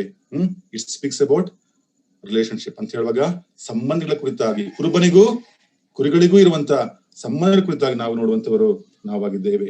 ಇಲ್ಲಿನ ನೋಡ್ತೇವೆ ಬಾಡಿ ಆಫ್ ಕ್ರೈಸ್ಟ್, ಸಭೆ ಅನ್ನುವಂಥದ್ದು ಕ್ರಿಸ್ತನ ದೇಹ ಎಂಬುದಾಗಿ ನೋಡುವಾಗ ಇಟ್ ಸ್ಪೀಕ್ಸ್ ಅಬೌಟ್ ಸರ್ವಿಸ್, ಸೇವೆ ಕುರಿತಾಗಿ ಅದು ಮಾತನಾಡುತ್ತದೆ. It speaks about spiritual gifts, ದೇವರಾತ್ಮನ ವರಗಳ ವಿಷಯವಾಗಿ ಅದು ನಮಗೆ ಮಾತಾಡುವಂಥದ್ದು ಅದಾಗಿದೆ. ಅಂತ ಹೇಳುವಾಗ ಕ್ರಿಸ್ತನ ದೇಹ ಎಂಬುದಾಗಿ ನೋಡುವಾಗ ಆ ದೇಹದಲ್ಲಿ ಏನುಂಟು? ಅನೇಕ ಅಂಗಗಳುಂಟು ಮತ್ತು ಪ್ರತಿಯೊಂದು ಅಂಗವೂ ಕೂಡ ಏನುಂಟು? ಅದರದೇ ಆದಂತ ಜವಾಬ್ದಾರಿ ಉಂಟು, ಕೆಲಸ ಉಂಟು, ಕಾರ್ಯ ಉಂಟು ಎಂಬುದಾಗಿ ನಾವು ನೋಡುವಂತವರು ನಾವಾಗಿದ್ದೆ. ಒಂದ್ ವೇಳೆ ನಾವು ವೈಯಕ್ತಿಕವಾಗಿ ನಾವು ಅರ್ಥ ಮಾಡಿಕೊಳ್ಳದೆ ಹೋದ್ರೆ, ನಾವು ವೈಯಕ್ತಿಕವಾಗಿ ನಾವು ತಿಳಿದುಕೊಳ್ಳದೆ ಹೋದ್ರೆ, ನಮಗೆ ಕೊಡಲ್ಪಟ್ಟಂತ ಒಂದು ವರ ಯಾವುದು ಎಂಬುದಾಗಿ ನಾನು ಅರ್ಥ ಮಾಡಿಕೊಳ್ಳದೆ ಹೋದ್ರೆ, ನಿಮ್ಮ ಕುರಿತಾಗಿ ವೈಯಕ್ತಿಕವಾಗಿ ದೇವರು ಮಾಡಿದ ಒಂದು ವಿಶೇಷವಾಗಿರುವಂತ ಒಂದು ಯೋಜನೆಯನ್ನ ಕರ್ತ ನಿಮ್ಮ ಕುರಿತಾಗಿ ಹೊಂದಿದ್ದ. ಅದನ್ನ ವೇಳೆ ನಾನು ಅರ್ಥ ಮಾಡಿಕೊಳ್ಳದೆ ಹೋದ್ರೆ, ನಾನು ಅದನ್ನ ನಾನು ಉಪಯೋಗಿಸದೆ ಹೋದ್ರೆ, ದೇವರು ಒಂದ್ ವೇಳೆ ಯಾವ ಅಂಗವಾಗಿ ನನ್ನನ್ನ ಆ ದೇಹದಲ್ಲಿ ಇಟ್ಟಿದ್ದಾನೆ, ಕ್ರಿಸ್ತನ ಆ ಸಭೆಯಲ್ಲಿ ಆ ದೇಹದಲ್ಲಿ ನನ್ನನ್ನ ಯಾವ ಅಂಗವಾಗಿ ಇಟ್ಟಿದ್ದಾನೆ ಎಂಬಂತ ಒಂದು ಅರಿವು ನನ್ನಲ್ಲಿ ಇಲ್ಲದೆ ಹೋದ್ರೆ, ನಾನು ಪರಿಣಾಮಕಾರಿಯಾಗಿ ಸೇವೆ ಮಾಡ್ಲಿಕ್ಕೆ ನನ್ನಿಂದ ಸಾಧ್ಯವಿಲ್ಲ. ನಾನು ವಸಂತಂಕಲ್ ಹೇಳೋ ಹಾಗೆ ಬೆಂಚ್ ಬಿಸಿ ಮಾಡಿ ಏನ್ ಮಾಡ್ತೀವಿ ನಾವು? ಹೋಗುತ್ತೇವೆ ಅಷ್ಟೇ. ನಮ್ಮಲ್ಲಿ ಯಾವ ಪ್ರಯೋಜನವೂ ಕೂಡ ಇಲ್ಲ. ನಮ್ಮಲ್ಲಿ ಯಾವ ವರ ಇದೆ ಎಂದಾಗ ನಾನು ಅರ್ಥ ಮಾಡಿಕೊಳ್ಳದೆ ಹೋದ್ರೆ, ನಾನು ಸಭೆಗೆ ಬರುವುದರಿಂದ ಯಾವ ಪ್ರಯೋಜನವೂ ಕೂಡ ಇಲ್ಲ. ಬೆಂಚನ್ನು ಬಿಸಿ ಮಾಡಿ ನಾನು ಹೋಗುತ್ತೇನೆ. ನನಗೆ ಕೊಳ್ಳಪಟ್ಟಂತ ಒಂದು ವರ ಇದೆ ಎಂಬುದಾಗಿ ನಾನು ಅರ್ಥ ಮಾಡಿಕೊಳ್ಳುವುದಾದ್ರೆ ಏನ್ ಮಾಡ್ತೀನಿ? ನಾನು ಆ ಒಂದು ಸೇವೆಯಲ್ಲಿ ನಾನು ನಿರತನಾಗ್ತೇನೆ, ಪರಿಣಾಮಕಾರಿಯಾಗಿ ನಾನು ಸೇವೆ ಮಾಡ್ತೇನೆ. ಕ್ರಿಸ್ತನ ಈ ನಮ್ಮ ದೇಹದಲ್ಲಿರುವಂತಹ ಅಂಗಗಳಿಗೆ ಪ್ರತಿಯೊಂದಕ್ಕೆ ಏನುಂಟು? ಕೆಲಸಗಳುಂಟು. ಒಂದ್ ವೇಳೆ ನಮ್ಮ ದೇಹದಲ್ಲಿ ಕೆಲಸವಿಲ್ಲದೆ ಯಾವ್ದಾದ್ರೂ ಒಂದು ಅಂಗವಿದೆಯಾ ನಮ್ಮಲ್ಲಿ? ಎಲ್ಲಾ ಅಂಗವೂ ಕೂಡ, ಚಿಕ್ಕ ಅಂಗವಾಗಿರ್ಬೋದು, ದೊಡ್ಡ ಅಂಗವಾಗಿರ್ಬೋದು, ಆದ್ರೆ ಪ್ರತಿಯೊಂದು ಅಂಗವೂ ಕೂಡ ಏನುಂಟು? ತನ್ನದೇ ಆಗಿರುವಂತ ಕೆಲಸವನ್ನ ಏನ್ ಮಾಡಿದಾನೆ? ದೇವರು ನೇಮಿಸಿದ್ದಾನೆ. ಸೊ ಆದ ಕಾರಣ ಅವು ಕೆಲಸ ಮಾಡಲೇಬೇಕು. ದೇಹ ಅದು ಸಂರಕ್ಷಿಸಲ್ಪಡಬೇಕಾದ್ರೆ, ದೇಹವದು ಚೆನ್ನಾಗಿರ್ಬೇಕಾದ್ರೆ ಪ್ರತಿಯೊಂದು ಅಂಗವೂ ಕೂಡ ಕೆಲಸ ಮಾಡಬೇಕು. ಒಂದ್ ವೇಳೆ ನನ್ನ ದೇಹದಲ್ಲಿ ಯಾವುದೋ ಒಂದು ಅಂಗ ಕೆಲಸ ಮಾಡ್ತಿಲ್ಲವಾದ್ರೆ ಏನುಂಟು, ನಮ್ಮ ದೇಹಕ್ಕೆ ಏನುಂಟು ಅನಾರೋಗ್ಯ ಉಂಟಾಗ್ತದೆ. ಹಾಗೆ ನಾವು ಪ್ರತಿಯೊಬ್ಬರು ಕೂಡ ದೇವರು ನಮ್ಮ ಕುರಿತಾಗಿ ಒಂದು ಶ್ರೇಷ್ಠವಾದಂತ ಒಂದು ಯೋಜನೆ ಆತನು ಹೊಂದಿದ್ದಾನೆ. ಇದು ನಾವು ಅರ್ಥ ಮಾಡಿಕೊಳ್ಳಬೇಕು. ಅದನ್ನ ಅರ್ಥ ಮಾಡಿಕೊಳ್ಳದೆ ನಾನು ಸಭೆಗೆ ಬರುವುದರಿಂದ, ನನಗೆ ಒಳಪಡಿದ ವರ ಯಾವುದೆಂದಾಗ ನಾವು ತಿಳಿದುಕೊಳ್ಳದೇ ಇರುವುದರಿಂದ ನಾನು ಹೇಗೆ ಸೇವೆ ಮಾಡಬೇಕು, ನಾನು ಫಿಟ್ ಆಗುವಂತ ಸೇವೆ ಯಾವುದು, ಹೇಗೆ ನಾನು ಪರಿಣಾಮಕಾರಿಯಾಗಿ ನಾನು ಸೇವೆ ಮಾಡಬೇಕೆಂಬುದಾಗಿ ನಾನು ಏನ್ ಮಾಡ್ತೀನಿ, ನಾನು ಅರ್ಥ ಮಾಡಿಕೊಳ್ಳದೆ ನಾನು ಜೀವಿಸುವಂತವನು ನಾನಾಗಿದ್ದೆ. ಅದರಿಂದ ನಾನು ಸೇವೆ ಮಾಡ್ಲಿಕ್ಕೆ, ಪರಿಣಾಮಕಾರಿಯನ್ನು ಸೇವೆ ಮಾಡ್ಲಿಕ್ಕೆ ನನಗಾಗದೆ ಹೋಗಬಹುದು. ಸೊ ಆದ ಕಾರಣ ಪ್ರತಿಯೊಬ್ಬ ವಿಶ್ವಾಸಿಗೆ ಇದು ಬಹಳ ಪ್ರಾಮುಖ್ಯವಾಗಿದೆ. ನಾನು ಅರ್ಥ ಮಾಡಿಕೊಳ್ಳಬೇಕು. ನಾವ್ ಯಾರು ಕೂಡ ದೇವರ ವರ ಇಲ್ಲೆಂದಾಗ ನಾನು ಹೇಳಬಾರ್ದಲ್ವಾ. ಪ್ರತಿಯೊಬ್ಬರು ಕೂಡ ಏನ್ ಮಾಡಿದ್ದಾರೆ, ಆ ಒಂದು ವರಗಳನ್ನ ಅವರು ಹೊಂದಿದ್ದಾರೆ ಎಂಬುದಾಗಿ ನಾವು ನೋಡುವಂತವರು ನಾವಾಗಿದ್ದೇವೆ. ನಾವು ಅರ್ಥ ಮಾಡಿಕೊಳ್ಬೇಕಾದಂತ ಒಂದು ವಿಷಯ ಅಂತ ಹೇಳುವಾಗ ಅದು ಎಷ್ಟೆಲ್ಲ ಪುಸ್ತಕದಲ್ಲಿ ನಾವು ನೋಡಿದ್ದೇವೆ. ಎಲ್ಲಾ ವಿಷಯಗಳನ್ನ ನಾವು ಅರ್ಥ ಮಾಡಿ ತೆಗೆದು ತೋರ್ಸಲಿಕ್ಕೆ ಸಮಯವಿಲ್ಲ. ಎಷ್ಟೆಗಳನ್ನ ಆ ರಾಜನು ರಾಣಿಯಾಗಿ ಸ್ವೀಕರಿಸುವಾಗ ಅಲ್ಲಿ ನಡೆದಿರುವಂತ 2 ವಿಷಯ ಏನ್ ಮಾಡ್ತೀವಿ ನಾವು ನೋಡುತ್ತೇವೆ. ಆತನು ಅಲ್ಲಿ ಒಂದು ಬಿಡುಗಡೆ ಮಾಡುತ್ತಾನೆ, ಮತ್ತೆ ಎರಡನೇದಾಗಿ ದಾನಗಳನ್ನ ಕೊಟ್ಟನೆಂಬುದಾಗಿ ನಾವು ನೋಡುತ್ತೇವೆ. ನಾವು ಕ್ರಿಸ್ತನ ಒಂದು ಮದ್ರಗತಿಯಾಗಿ ಸ್ವೀಕರಿಸಲ್ಪಡಬೇಕಾದ್ರೆ ಒಂದು ವೇಳೆ ಎಸ್ತೇರಳ ಪುಸ್ತಕದ 2ನೇ ಅಧ್ಯಾಯದ 17 ಮತ್ತು 18 ವಚನ ನಾವು ನೋಡುತ್ತೇವೆ. ಅದನ್ನು ಸ್ವೀಕರಿಸುವಾಗ ಅವಳನ್ನ ಅಲ್ಲಿ ವಿಮೋಚನೆ ಮೊದಲದಾಗಿ, ಎರಡನೇದಾಗಿ ದಾನಗಳನ್ನ ಕೊಟ್ಟನೆಂಬುದಾಗಿ ನೋಡುತ್ತೇವೆ ಅಂತ ಹೇಳಿ ಕ್ರಿಸ್ತನನ್ನ ಸ್ವೀಕರಿಸಬೇಕಾದ ಪ್ರತಿಯೊಬ್ಬರಿಗೂ ಕೂಡ ವರಗಳನ್ನ ಆತನೇ ಕೊಟ್ಟಿದ್ದಾನೆ. ಈ ಒಂದು ಅರಿವು ನಮ್ಮಲ್ಲಿ ಇರಬೇಕು. ಅಂದ್ರೆ ನಾನು ಒಳಪಡಂತ ಒಂದು ವರ ಯಾವುದೆಂಬುದಾಗಿ ನಾನು ಅರ್ಥ ಮಾಡಿಕೊಳ್ಳದೆ ಹೋದ್ರೆ ನಾನು ಪರಿಣಾಮಕಾರಿಯಾಗಿ ಕ್ರಿಸ್ತನ ದೇಹದಲ್ಲಿ ನಾನು ಸೇವೆ ಮಾಡ್ಲಿಕ್ಕೆ ಅಸಾಧ್ಯ. ಅಂದ್ರೆ ನಾನು ಫಿಟ್ ಆಗದೆ ಇರುವಂತ ಅನೇಕ ಸೇವೆಗೆ ಏನ್ ಮಾಡ್ತೀನಿ, ನಾನು ತೊಡಗಿಸಿಕೊಳ್ತೇನೆ. ಅದರಿಂದ ನನಗೂ ಸಮಸ್ಯೆ, ಸಭೆಗೂ ಸಮಸ್ಯೆ. ಆದ ಕಾರಣ ಮೊದಲು ನಾನು ಅರ್ಥ ಮಾಡಿಕೊಳ್ಳಬೇಕು. ಸೊ ಅದರಿಂದ spiritual gifts are important to the individual. ಪ್ರತಿಯೊಬ್ಬ ವೈಯಕ್ತಿಕವಾಗಿರುವಂತ ವಿಶ್ವಾಸಿಗೆ ಅದು ಬಹಳ ಪ್ರಾಮುಖ್ಯವಾಗಿರುವಂತ ಒಂದು ವಿಷಯ ಇದಾಗಿದೆ. ಅರ್ಥ ಮಾಡಿಕೊಂಡಾಗ ಮಾತ್ರ ನಾವು ದೇವರ ಸಭೆಯಲ್ಲಿ ನಾವೊಂದು ಅಂಗವಾಗಿದ್ದೇನೆ. ನನಗೋಸ್ಕರ ಕರ್ತನ ಏನ್ ಮಾಡಿದ್ದಾನೆ, ಒಂದು ಕಾರ್ಯ ಕೊಟ್ಟಿದ್ದಾನೆ, ಕೆಲಸ ಕೊಟ್ಟಿದ್ದಾನೆ. ನಾನು ಕ್ರಿಸ್ತನ ದೇಹದಲ್ಲಿ ನಾನು ಪ್ರಾಮುಖ್ಯವುಳ್ಳವನಾಗಿದ್ದೇನೆ. ಸೊ ಆದ ಕಾರಣ ನಾನು ಈ ಸೇವೆ ನಾನು ಮಾಡಿದೆ. ನಾನು ಈ ಒಂದು ಅಂಗವಾಗಿದ್ದೇನೆ, ನಾನು ಕೈಯಾಗಿದ್ದೇನೆ, ಕಾಲಾಗಿದ್ದೇನೆ, ಅದೊಂದು ದೇಹದ ಒಂದು ಯಾವುದೊಂದು ಭಾಗವಾಗಿದ್ದೇನೆ. ನನ್ನ ಒಂದು ಅಭಿಲಾಷೆ ಪ್ರಕಾರ ಇಲ್ಲದೆ ಇರಬಹುದು. ನಾವಲ್ಲಿ ನಾವು 1 ಕೊರಿಂಥ ಪುಸ್ತಕದ 12ನೇ ಅಧ್ಯಾಯದ 18ನೇ ವಚನ ನೋಡ್ತೇವೆ. 1 ಕೊರಿಂಥ 12ನೇ ಅಧ್ಯಾಯದ 18ನೇ ವಚನ ನೋಡುವಾಗ, ಆದರೆ ದೇವರು ಆ ಅಂಗಗಳಲ್ಲಿ ಪ್ರತಿಯೊಂದನ್ನು ತನಗೆ ಸರಿಯಾಗಿ ತೂಚಿದ ಪ್ರಕಾರ ದೇಹದೊಳಗೆ ಇಟ್ಟಿದ್ದಾನೆ. ನೋಡಿ, ಆದರೆ ದೇವರು ಆ ಅಂಗಗಳಲ್ಲಿ ಪ್ರತಿಯೊಂದನ್ನು ತನಗೆ ಸರಿಯಾಗಿ ತೋಚಿದ ಪ್ರಕಾರ, ನಮಗೆ ಸರಿಯಾಗಿ ತೋಚಿದ ಪ್ರಕಾರ ಅಲ್ಲ. ನನಗೆ ಎಲ್ರಾಗ್ಬೇಕು, ನಾನು ಒಬ್ಬ ಬೋಧಕನಾಗಬೇಕು, ನಾನು ಸೇವಕನಾಗಬೇಕು, ನನ್ನ ಅಭಿಲಾಷೆಗಳ ಪ್ರಕಾರ ಅಲ್ಲ. ಅದ್ ಮುಂದೆ ನಾವು ನೋಡುತ್ತೇವೆ. ಆದರೆ ದೇವರು ಸಾರ್ವಭೌಮನಾಗಿರುವಂತ ನಮ್ಮ ದೇವರು ಆ ಅಂಗಗಳಲ್ಲಿ ಪ್ರತಿಯೊಂದೊಂದನ್ನು ನಾನಾಗಿರ್ಬೋದು, ನೀವಾಗಿರ್ಬೋದು, ಹಿರಿಯರಾಗಿರ್ಬೋದು, ಸೇವಕರಾಗಿರ್ಬೋದು, ಪ್ರತಿಯೊಂದನ್ನು ಕೂಡ ದೇವರು ಏನ್ ಮಾಡಿದ್ರಂತ ಆತನು ತನಗೆ ತೋಚಿದ ಪ್ರಕಾರ, ತನಗೆ ಸರಿಯಾಗಿ ತೋಚಿದ ಪ್ರಕಾರ ಆತನು ಇಟ್ಟಿದ್ದಾನೆ. ನನಗೆ ಸರಿಯಾಗಿ ತೋಚಿದ ಪ್ರಕಾರ ಅಲ್ಲ, ಮತ್ತೊಬ್ಬರಿಗೆ ಸರಿಯಾಗಿ ತೋಚಿದ ಪ್ರಕಾರ ಅಲ್ಲ, ಬದಲಾಗಿ ದೇವರು ತನಗೆ ಸರಿಯಾಗಿ ತೋಚಿದ ಪ್ರಕಾರ ಆತನು ಇಟ್ಟಿದ್ದಾನೆ. ಯಾವ ಅಂಗವಾಗಿ ಇಟ್ಟಿದ್ದಾನೆ? ಅದು ದೇವರೊಂದು ಸಾರ್ವಭೌಮತ್ವ. ಆತನು ಆತನ ಒಂದು ಅಂಗವಾಗಿ ಇಟ್ಟಿದ್ದಾನೆ. ಅದನ್ನ ನಾವು ಅರ್ಥ ಮಾಡಿಕೊಂಡು ನಾವು ನಾವು ಸೇವೆ ಮಾಡುವಂತವರು ನಾವಾಗಿರ್ಬೇಕು. No comparison. ನಾನು ಕಂಪೇರ್ ಮಾಡಿಕೊಳ್ಳಬಾರದು. No criticism. ಇನ್ನೊಂದಂಗ ಕೆಲಸ ಮಾಡಿದಾಗ ನಾವು ಹೇಳಬಾರದು. ಯಾಕೆ? ಕಾರಣ ಏನು? 24 ನೋಡಿದ್ದೇವೆ. ದೇಹದಲ್ಲಿ ಯಾವ ಭೇದವೇನೂ ಇಲ್ಲ. ಎಲ್ಲಾ ಅಂಗಗಳು ಕೂಡ ಏನ್ ಮಾಡ್ತಾವೆ? ದೇಹದ ಅಭಿವೃದ್ಧಿಗೋಸ್ಕರ ಏನ್ ಮಾಡ್ತಾವು? ಕೆಲಸ ಮಾಡ್ತಾ ಇವೆ. ಇದು ನಾವು ಅರ್ಥ ಮಾಡಿಕೊಂಡು ನಾವು ಜೀವಿಸಬೇಕು. ಎರಡನೇದಾಗಿ ನಾವು ನೋಡ್ತೇವೆ. ಎರಡನೇದಾಗಿ ನೋಡುವಾಗ spiritual gifts are important to the church ಎಂಬುದಾಗಿ, ಅದೊಂದು ಸಭೆಗೆ ಒಂದು ಬಹಳ ಪ್ರಾಮುಖ್ಯವುಳ್ಳದಾಗಿದೆ. ಮೊದಲು ವೈಯಕ್ತಿಕವಾದಂತಹ ವಿಶ್ವಾಸಿಗಳಿಗೆ ಅದು ಬಹಳ ಪ್ರಾಮುಖ್ಯವುಳ್ಳದಾಗಿದೆ. ಎರಡನೇದಾಗಿ ನೋಡುವಾಗ spiritual gifts are important to the church, ಸಭೆಗೆ ಅದು ಬಹಳ ಪ್ರಾಮುಖ್ಯ ಉಳ್ಳದಾಗಿದೆ ಎಂಬುದಾಗಿ ನಾವು ನೋಡುತ್ತೇವೆ. Individual Christian who don't know who he is, ಆತನು ಯಾರಾಗಿದ್ದೇನೆ ಎಂಬುದಾಗಿ ಆತನು ತಿಳಿಯದೆ, ಅಥವಾ ಆತನು ಏನು ಮಾಡಬಲ್ಲನು ಎಂಬುದಾಗಿ ಆತನು ಅರಿತುಕೊಳ್ಳದೆ ಇರುವಾಗ ಅದು ಕೇವಲ ಆತನಿಗೆ ಮಾತ್ರ ನಷ್ಟವಲ್ಲ, ಆತನಿಗೆ ಮಾತ್ರ ಅದೊಂದು ಬಲಹೀನತೆ ಅಲ್ಲ, ಬದಲಾಗಿ ಇಡೀ ಸಭೆಗೆ ಅದೊಂದು ಬಲಹೀನತೆ ಉಂಟು ಮಾಡುವಂಥದ್ದು. ಅದ ಇಡೀ ಸಭೆಗೆ ಅದೊಂದು ಬಲಹೀನತೆ ಅದು ಉಂಟು ಮಾಡುವಂಥದ್ದಾಗಿ ನಾವು ನೋಡುತ್ತೇವೆ. ಇಡೀ ದೇಹದಲ್ಲಿ ಯಾವುದೋ ಒಂದು ಅಂಗ ಒಂದ್ ವೇಳೆ ಕೆಲಸ ಮಾಡದೇ ಹೋದ್ರೆ, ನಮ್ಮ ದೇಹದಲ್ಲಿ ಯಾವುದೋ ಒಂದು ಅಂಗ ಅದು ಕೆಲಸ ಮಾಡುತ್ತಿಲ್ಲ, ಅದಕ್ಕೆ ಏನ್ ಹೇಳ್ತಾರೆ? ಅಂಗ ವಿಕಲ ಎಂಬುದಾಗಿ, ಹ್ಯಾಂಡಿಕ್ಯಾಪ್ ಎಂಬುದಾಗಿ ಹೇಳ್ತಾರೆ.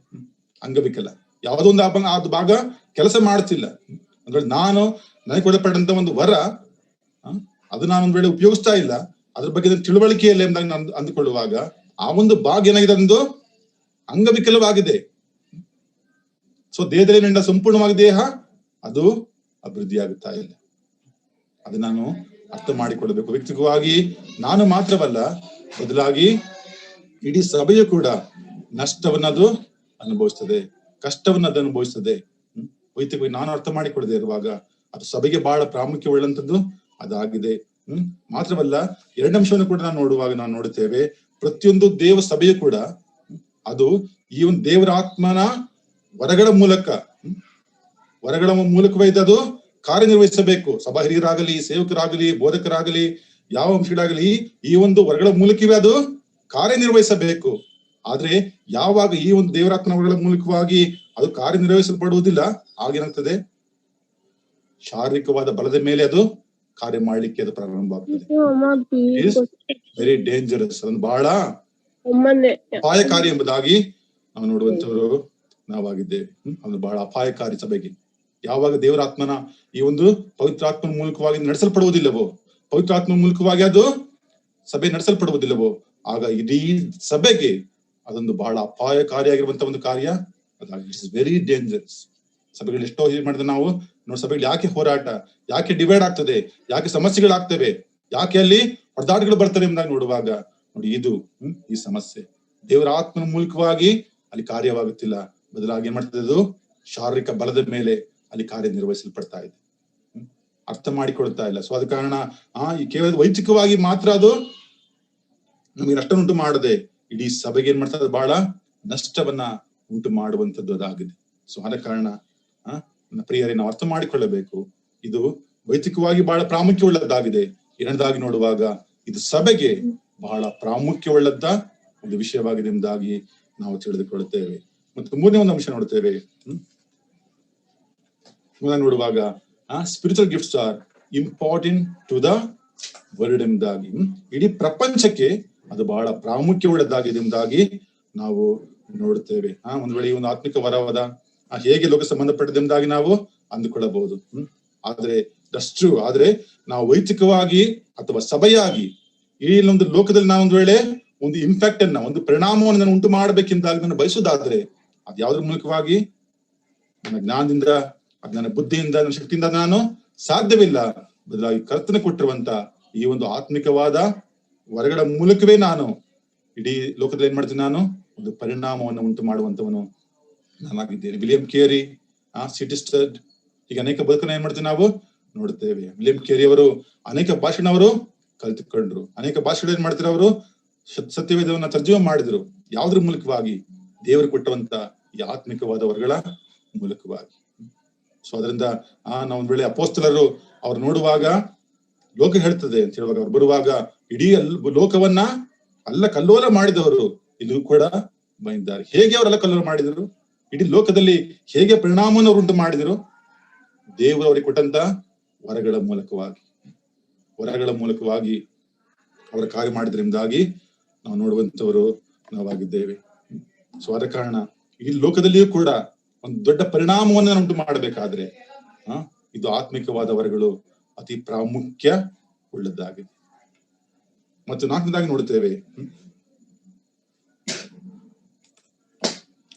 ನೋಡುವಾಗ spiritual gifts are important to God himself. ಸ್ವಯಂ ದೇವರಿಗೆ ಇದು ಬಹಳ ಪ್ರಾಮುಖ್ಯವುಳ್ಳದ್ದಾಗಿದೆ. ನೋಡ್ತೇವೆ ದ ಟ್ರೈಯೂನ್ ಗಾಡ್, ಆ ತ್ರಿಯೇಕ ದೇವರಿಗೆ ಇದು ಬಹಳ ಪ್ರಾಮುಖ್ಯವುಳ್ಳದಾಗಿದೆ ಎಂಬುದಾಗಿ ನಾವು ನೋಡುವಂತವರು ನಾವಾಗಿದ್ದೇವೆ. ನೋಡಿ, ಅದೇ 12ನೇ ಅಧ್ಯಾಯದ 4ನೇ ವಚನ 4ರಿಂದ 6ನೇ ವಚನ ನೋಡುವಾಗ, 1 ಕೊರಿಂಥ 12ನೇ ಅಧ್ಯಾಯದ 4ರಿಂದ 6 ವಚನಗಳನ್ನ ನೋಡುವಾಗ ನಾವು ನೋಡ್ತೇವೆ, ವರಗಳಲ್ಲಿ ಬೇರೆ ಬೇರೆ ವಿಧಗಳುಂಟು, ದೇವರಾತ್ಮನು ಒಬ್ಬನೇ. ಸೇವೆಗಳಲ್ಲಿ ಬೇರೆ ಬೇರೆ ವಿಧಗಳುಂಟು, ಕರ್ತನು ಒಬ್ಬನೇ. ಕಾರ್ಯಗಳಲ್ಲಿ ಬೇರೆ ಬೇರೆ ವಿಧಗಳುಂಟು, ಸರ್ವರಲ್ಲಿಯೂ ಸರ್ವ ಕಾರ್ಯಗಳನ್ನು ಸಾಧಿಸುವ ದೇವರು ಒಬ್ಬನೇ. ನೋಡಿ, ನೋಡುವಾಗ ದೇವರಾತ್ಮನು ಒಬ್ಬನೇ, ಕರ್ತನು ಒಬ್ಬನೇ, ದೇವರು ಒಬ್ಬನೇ ಎಂಬುದಾಗಿ ನಾವು ನೋಡುತ್ತೇವೆ. ಈ ಒಂದು ವರಗಳ ಕುರಿತಾಗಿ ನೋಡುವಾಗ ನೋಡಿ, ರೋಮಪುರ ಗ್ರಂಥ 12ನೇ ಅಧ್ಯಾಯದ 6ನೇ ವಚನ. ರೋಮಪುರ ಗ್ರಂಥ 12ನೇ ಅಧ್ಯಾಯ 6ನೇ ವಚನ. ದೇವರು ನಮಗೆ ಕೃಪೆ ಮಾಡಿದ ಪ್ರಕಾರ ನಾವು ಬೇರೆ ಬೇರೆ ವರಗಳನ್ನು ಹೊಂದಿದ್ದೇವೆ. ನೋಡ್ತೇವೆ, ದೇವರು ನಮಗೆ ಕೃಪೆ ಮಾಡಿದ ಪ್ರಕಾರ, ದೇವರು ನಮಗೆ ಕೃಪೆ ಮಾಡಿದ ಪ್ರಕಾರ ಎಂಬುದಾಗಿ ನಾವು ನೋಡ್ತೇವೆ. ಮತ್ತು 1 ಕೊರಿಂಥ 12ನೇ ಅಧ್ಯಾಯ 7ನೇ ವಚನ. ಸಾರಿ, ಎಫೆಸ ಗ್ರಂಥ ನೋಡಿ, ಅದಕ್ಕಿಂತ ಮುಂಚೆ ಎಫೆಸ ಗ್ರಂಥ 4ನೇ ಅಧ್ಯಾಯ 7ನೇ ವಚನ. ಆದರೆ ಕ್ರಿಸ್ತನು ನಮ್ಮಲ್ಲಿ ಒಬ್ಬೊಬ್ಬನಿಗೆ ಅನುಗ್ರಹಿಸಿದ ಪ್ರಕಾರ. ಇಲ್ಲಿ ನೋಡ್ತೇವೆ, ಕ್ರಿಸ್ತನು ನಮ್ಮಲ್ಲಿ ಅನುಗ್ರಹಿಸಿರುವ, ಕ್ರಿಸ್ತನು ನಮಗೆ ಅನುಗ್ರಹಿಸಿರುವ. ಮೊದಲು ದೇವರ ಕೃಪೆ ಮಾಡಿದ ಪ್ರಕಾರ, ಈ ಕ್ರಿಸ್ತನು ನಮಗೆ ಅನುಗ್ರಹಿಸಿದ ಪ್ರಕಾರ. ಮತ್ತೆ ಇಲ್ಲಿ ನೋಡ್ತೇವೆ 1 ಕೊರಿಂಥಗಳ ಪುಸ್ತಕ 12ನೇ ಅಧ್ಯಾಯದ ಮತ್ತು 11ನೇ ವಚನ. ಈ ವರಗಳನ್ನೆಲ್ಲ ಆ ಒಬ್ಬ ಆತ್ಮನೇ ತನ್ನ ಚಿತ್ತಕ್ಕೆ ಬಂದ ಹಾಗೆ ಒಬ್ಬೊಬ್ಬನಿಗೆ ಹಂಚಿಕೊಟ್ಟು ನಡೆಸುತ್ತಾನೆ. ಈ ವರಗಳನ್ನೆಲ್ಲ ಆ ಒಬ್ಬ ಆತ್ಮನೇ ತನ್ನ ಚಿತ್ತಕ್ಕೆ ಬಂದ ಹಾಗೆ ಒಬ್ಬೊಬ್ಬನಿಗೆ ಹಂಚಿಕೊಟ್ಟು ನಡೆಸುತ್ತಾನೆ ಎಂಬುದಾಗಿ ದೇವರು ಕೃಪೆ ಮಾಡಿದ ಪ್ರಕಾರ, ಕ್ರಿಸ್ತನು ಅನುಗ್ರಹಿಸಿದ ಪ್ರಕಾರ, ದೇವರಾತ್ಮನು ತನ್ನ ಚಿತ್ತಕ್ಕೆ ಬಂದ ಪ್ರಕಾರ ಇದು ನಮ್ಗೆ ಅನುಗ್ರಹಿಸುವಂತವರು ಆಗಿದ್ದಾರೆ ಎಂಬುದಾಗಿ ನೋಡುವಾಗ ತ್ರಯೇಕ ದೇವರು, ಟ್ರಯೂನ್ ಗಾಡ್ ಏನ್ ಮಾಡಿದ್ದಾರೆ, ಈ ಒಂದು ವಿಷಯದಲ್ಲಿ ಏನ್ ಮಾಡಿದ್ದಾರೆ, ಅವರು ಕಾರ್ಯನಿರ್ವಹಿಸುವಂತವರಾಗಿದ್ದಾರೆ. ಇದು ಬಹಳ ಪ್ರಾಮುಖ್ಯವುಳ್ಳದಾಗಿದೆ. ದೇವರಿಗೆ ಕೂಡ ಅದು ಬಹಳ ಪ್ರಾಮುಖ್ಯವುಳ್ಳದಾಗಿದೆ. ಆ ತ್ರಯೇಕ ದೇವರು ಕೂಡ, ತಂದೆಯ ದೇವರು, ಮಗನಾಗಿರುವಂತ ದೇವರು ಮತ್ತು ಆತ್ಮನಾಗಿರುವಂತ ದೇವರು, ತ್ರಯೇಕ ದೇವರು ಕೂಡ ಈ ಒಂದು ವರಗಳ ವಿಷಯದಲ್ಲಿ ಏನ್ ಮಾಡ್ತಾರೆ, ಅವರು ಕಾರ್ಯನಿರ್ವಹಿಸ್ತಾ ಇದ್ದಾರೆ, ಕಾರ್ಯ ಮಾಡ್ತಾ ಇದ್ದಾರೆ ನೋಡುವಾಗ ಇದು ದೇವರ ದೃಷ್ಟಿಯಲ್ಲಿ ಅದು ಬಹಳ ಪ್ರಾಮುಖ್ಯವುಳ್ಳದಾಗಿದೆ ಎಂಬುದಾಗಿ ನಾವು ಅರ್ಥ ಮಾಡಿಕೊಳ್ಳುತ್ತೇವೆ. ಆದ ಕಾರಣ ಈ ಒಂದು ನಾವು ಮೊದಲನೇ ಒಂದು ಅಂಶ ನೋಡಿದ್ದೇವೆ, ಈ ಒಂದು ಪವಿತ್ರಾತ್ಮನ ವರಗಳು ಅದು ಬಹಳ ಪ್ರಾಮುಖ್ಯವುಳ್ಳದಾಗಿದೆ. ಬಹಳ ಪ್ರಾಮುಖ್ಯವುಳ್ಳದಾಗಿದೆ. ಅದು ಯಾರಿಗೆ? ವೈಯಕ್ತಿಕವಾಗಿ ಪ್ರತಿಯೊಬ್ಬ ವಿಶ್ವಾಸಿಗೆ ಅದು ಪ್ರಾಮುಖ್ಯವಾಗಿದೆ. ಎರಡನೇದಾಗಿ ಅದು ದೇವರ ಸಭೆಗೆ ಅದು ಬಹಳ ಪ್ರಾಮುಖ್ಯವಾಗಿದೆ. ಮೂರನೇದಾಗಿ ಇಡೀ ಲೋಕಕ್ಕೆ ಅದು ಬಹಳ ಪ್ರಾಮುಖ್ಯವುಳ್ಳದಾಗಿದೆ. ನಾಲ್ಕನೇದಾಗಿ ನೋಡುವಾಗ ಸ್ವಯಂ ದೇವರಿಗೆ, ತ್ರಯೇಕ ದೇವರಿಗೆ ಇದು ಬಹಳ ಪ್ರಾಮುಖ್ಯ ಉಳ್ಳದಾಗಿದೆ ಎಂಬುದಾಗಿ ನಾವು ನೋಡುವಂತವರು ನಾವಾಗಿದ್ದೇವೆ.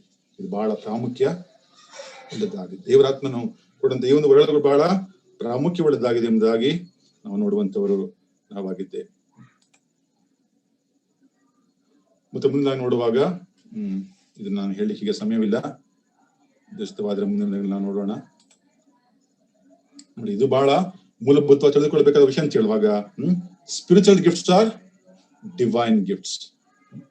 ಈ ಆತ್ಮಿಕವಾದ ವರಗಳೇನಂತದ್ದು, ಅದೊಂದು ದೈವಿಕವಾದ ವರಗಳೆಂಬುದಾಗಿ ನೋಡ್ತೇವೆ ಅಂತ ಹೇಳುವಾಗ ಇಲ್ಲಿ ಮಾನಸಿಕವಾದ ಯಾವ ಬರದಿಂದ, ನಮ್ಮ ಯಾವ ಶಕ್ತಿಯಿಂದ, ನನ್ನ ಉಪವಾಸ ಮಾಡೋದ್ರಿಂದ, ನನ್ನ ಪ್ರಾರ್ಥನೆ ಮಾಡೋದ್ರಿಂದ, ಅಥವಾ ನನ್ನ ಯಾವ ಶಕ್ತಿಗಳಿಂದ ನಾನೊಂದ್ ವೇಳೆ ನಾನು ಹೆಚ್ಚು ಓದುವುದರಿಂದ, ನಾನು ಪ್ರಯಾಸ ಪಡುವುದರಿಂದ ನಾನು ಇದನ್ನ ದಕ್ಕಿಸಿಕೊಳ್ಳಿಕ್ಕೆ ಸಾಧ್ಯವಿಲ್ಲ. ಕಾರಣಕ್ಕೆ ಅಂತ ಹೇಳುವಾಗ spiritual gifts are divine gifts.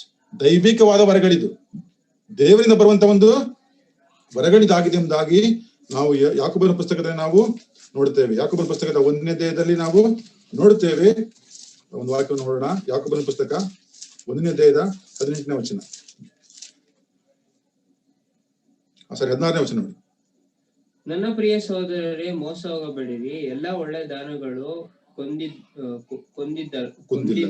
ಕೊಂದಿಲ್ಲದ ಎಲ್ಲಾ ವರಗಳು ಮೇಲಿನಿಂದ ಸಕಲ ವಿಧವಾದ ಬೆಳಕಿಗೂ ಮೂಲ ಕಾರಣನಾದವನಿಂದ ಹಿಡಿದು ಬರುತ್ತವೆ. ಸಾಕು, ನೋಡ್ತೇವೆ. ನನ್ನ ಪ್ರಿಯ ಸಹೋದರ, ಮೋಸ ಹೋಗಬೇಡ್ರಿ. ಎಲ್ಲಾ ಒಳ್ಳೆ ದಾನಗಳು, ಕುಂದಿಲ್ಲದ ಎಲ್ಲಾ ವರಗಳು ಮೇಲಣಿಂದ ಸಕಲ ವಿಧವಾದ ಬೆಳಕಿಗೆ ಮೂಲ ಕಾರಣನಾದರಿಂದ ಹಿಡಿದು ಬರುತ್ತೇವೆ. ಮೇಲಣಿಂದ ಅಂದ್ರೆ ಈ ಭೌಮಿಕವಾಗಿ ನಾನು ಯಾವ ಶ್ರಮ ಪಡೆದ್ರಿಂದ, ನನ್ನ ಜ್ಞಾನ, ನನ್ನ ಬುದ್ಧಿ, ನನ್ನ ಯಾವ ಸಂಗತಿಗಳಿಂದ, ಯಾವ ಪ್ರಯತ್ನಗಳಿಂದ ನಾನು ದಕ್ಕಿಸಿಕೊಳ್ಳಿಕ್ಕಿದು ಸಾಧ್ಯವಿಲ್ಲ. ಕಾರಣಕ್ಕೆ ಅಂತ ಹೇಳುವಾಗ ಈ ಆತ್ಮಿಕವಾದ ವರಗಳು ಇಟ್ಸ್ ಪ್ಯೂರ್ಲಿ ಡಿವೈನ್ ಗಿಫ್ಟ್ಸ್. ಮೇಲಿನಿಂದ ಬರ್ತವೆ, ಕರ್ತನಿಂದ ಬರ್ತವೆ, ದೇವರಿಂದ ಬರ್ತವೆ. ಇದರಲ್ಲಿ ಯಾವ ನಮ್ಮ ನಿಯಂತ್ರಣವೂ ಕೂಡ ಇಲ್ಲಿ ಇಲ್ಲ. ನಾನು ಎಷ್ಟೇ ದಿನ ಉಪವಾಸ ಮಾಡಿದ್ರು, ಏನೇ ಪ್ರಯತ್ನ ಮಾಡಿದ್ರು ಕೂಡ ನಾನು ಅವರ ಹಾಗೆ ಆಗ್ಬೇಕು, ಇವರ ಹಾಗೆ ನಾನೇ ಆಗ್ಬಾರ್ದಿಂದಾಗಿ ನಾನು ಯಾವ ಪ್ರಯತ್ನ ಮಾಡಿದ್ರೆ ಕೂಡ ದಕ್ಕಿಸಿಕೊಳ್ಳಿಕ್ಕೆ ಸಾಧ್ಯವಿಲ್ಲ. ಕಾರಣ ಇದು ಮೇಲಣ್ಣಿಂದ, ದೇವರಿಂದ ಇದು ಬರುವಂತದ್ದು ಆಗಿದೆ ಎಂಬುದಾಗಿ ನೋಡುತ್ತೇವೆ. Divine gifts. ಎರಡನೇದಾಗಿ ನೋಡುವಾಗ ಅರ್ಥ ಮಾಡಿಕೊಳ್ಳಬೇಕಾದ ಎರಡನೇ ಒಂದು ವಿಷಯ, spiritual gifts are different gifts. Different gifts ಅಂತ ಹೇಳುವಾಗ ಕೇವಲ ಒಂದೇ ವರವಲ್ಲ. ಅಲ್ಲಿ ನಾವು 1 ಕೊರಿಂಥ ಪುಸ್ತಕ 12 ನಾವು ನೋಡುತ್ತೇವೆ. ನೋಡುವಾಗ ದೇಹ ಒಂದೇ ಅಂಗವಲ್ಲ. 1 ಕೊರಿಂಥ 12:14 ವಚನ ನೋಡ್ತೇವೆ. ದೇಹವು ಒಂದೇ ಅಂಗವಲ್ಲ. ದೇಹ ಒಂದೇ ಅಂಗವಲ್ಲ, ಅನೇಕ ಅಂಗವುಳ್ಳದ್ದಾಗಿದೆ ಎಂಬುದಾಗಿ ಅಂತ ಹೇಳುವಾಗ, ದೇವರ ಸಭೆಯಲ್ಲೂ ಕೂಡ ಕೇವಲ ಒಂದೇ ವರವಲ್ಲ. ಸಭಾ ಹಿರಿಯರು ಒಂದೇ ವರವಲ್ಲ, ಬೋಧಕರು ಒಂದೇ ವರ ಇಲ್ಲ. ಇಲ್ಲಿ ನಾವು ನೋಡ್ತೇವೆ, ಬರೀ ಬೋಧಕರು, ಸಭಾ ಹಿರಿಯರು, ಸಭಾ ಸೇವಕರಿಂದಾಗಿ ನಾವು ನೋಡುತ್ತೇವೆ.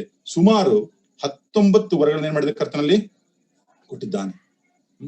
ದಾನ ಕೊಡುವ ವರ, ಕಿರೀಟ ನಡೆಸುವಂತ ವರ, ಹೀಗೆ ಅನೇಕ ವರಗಳನ್ನ ಕೊಡ್ತಾಗ ನಾವು ನೋಡುವಂತವರು ನಾವಾಗಿದ್ದೇವೆ. ಅನೇಕ ವರಗಳನ್ನ ನಾವು ನೋಡುತ್ತೇವೆ. ನೋಡಿ, ದಾನ ಕೊಡುವ ವರ, ಸಭಾ ಸೇವೆಯ ವರ, ಪ್ರವಾದನೆಯ ವರ, ಕಿರೀಟ ನಡೆಸುವಂತ ವರ, ಕಷ್ಟದಲ್ಲಿರುವವರಿಗೆ ಉಪಕಾರ ಮಾಡುವ ವರ, ದಯ ತೋರಿಸುವ ವರ, ಕಾಣಿಕೆ ಕೊಡುವಂತ ಒಂದು ವರಗಳು, ಇವೆಲ್ಲವೂ ಕೂಡ ಕರ್ತನ ಎಣಿಕೆಯಲ್ಲಿ ಅಷ್ಟೇ ಮಹತ್ವ ಉಳ್ಳದಾಗಿದೆ.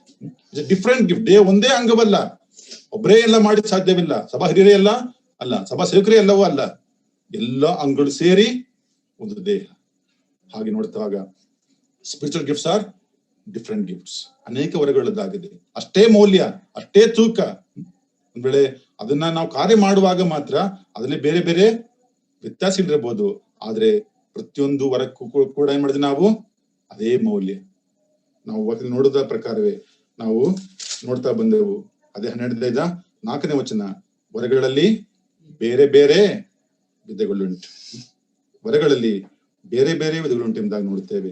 ಆದ್ರೂ ದೇವರಾತ್ಮನು ಒಬ್ಬನೇ, ಕರ್ತನು ಒಬ್ಬನೇ, ಸರ್ವರಲ್ಲಿಯೂ ಸರ್ವ ಕಾರ್ಯ ಸಾಧಿಸುವ ದೇವರು ಒಬ್ಬನೇ. ನಮ್ಗೆ ಅನೇಕ ವರಗಳಿರಬಹುದು, ಆದ್ರೆ ಕರ್ತನು ಒಬ್ಬನೇ, ದೇವರಾತ್ಮನು ಒಬ್ಬನೇ, ನಮ್ಮಲ್ಲಿ ಕಾರ್ಯ ಸಾಧಿಸುವಂತ ದೇವರು ಒಬ್ಬನೇ ಆತನಾಗಿದ್ದಾನೆ. ಅದರಿಂದ spiritual gifts are different gifts.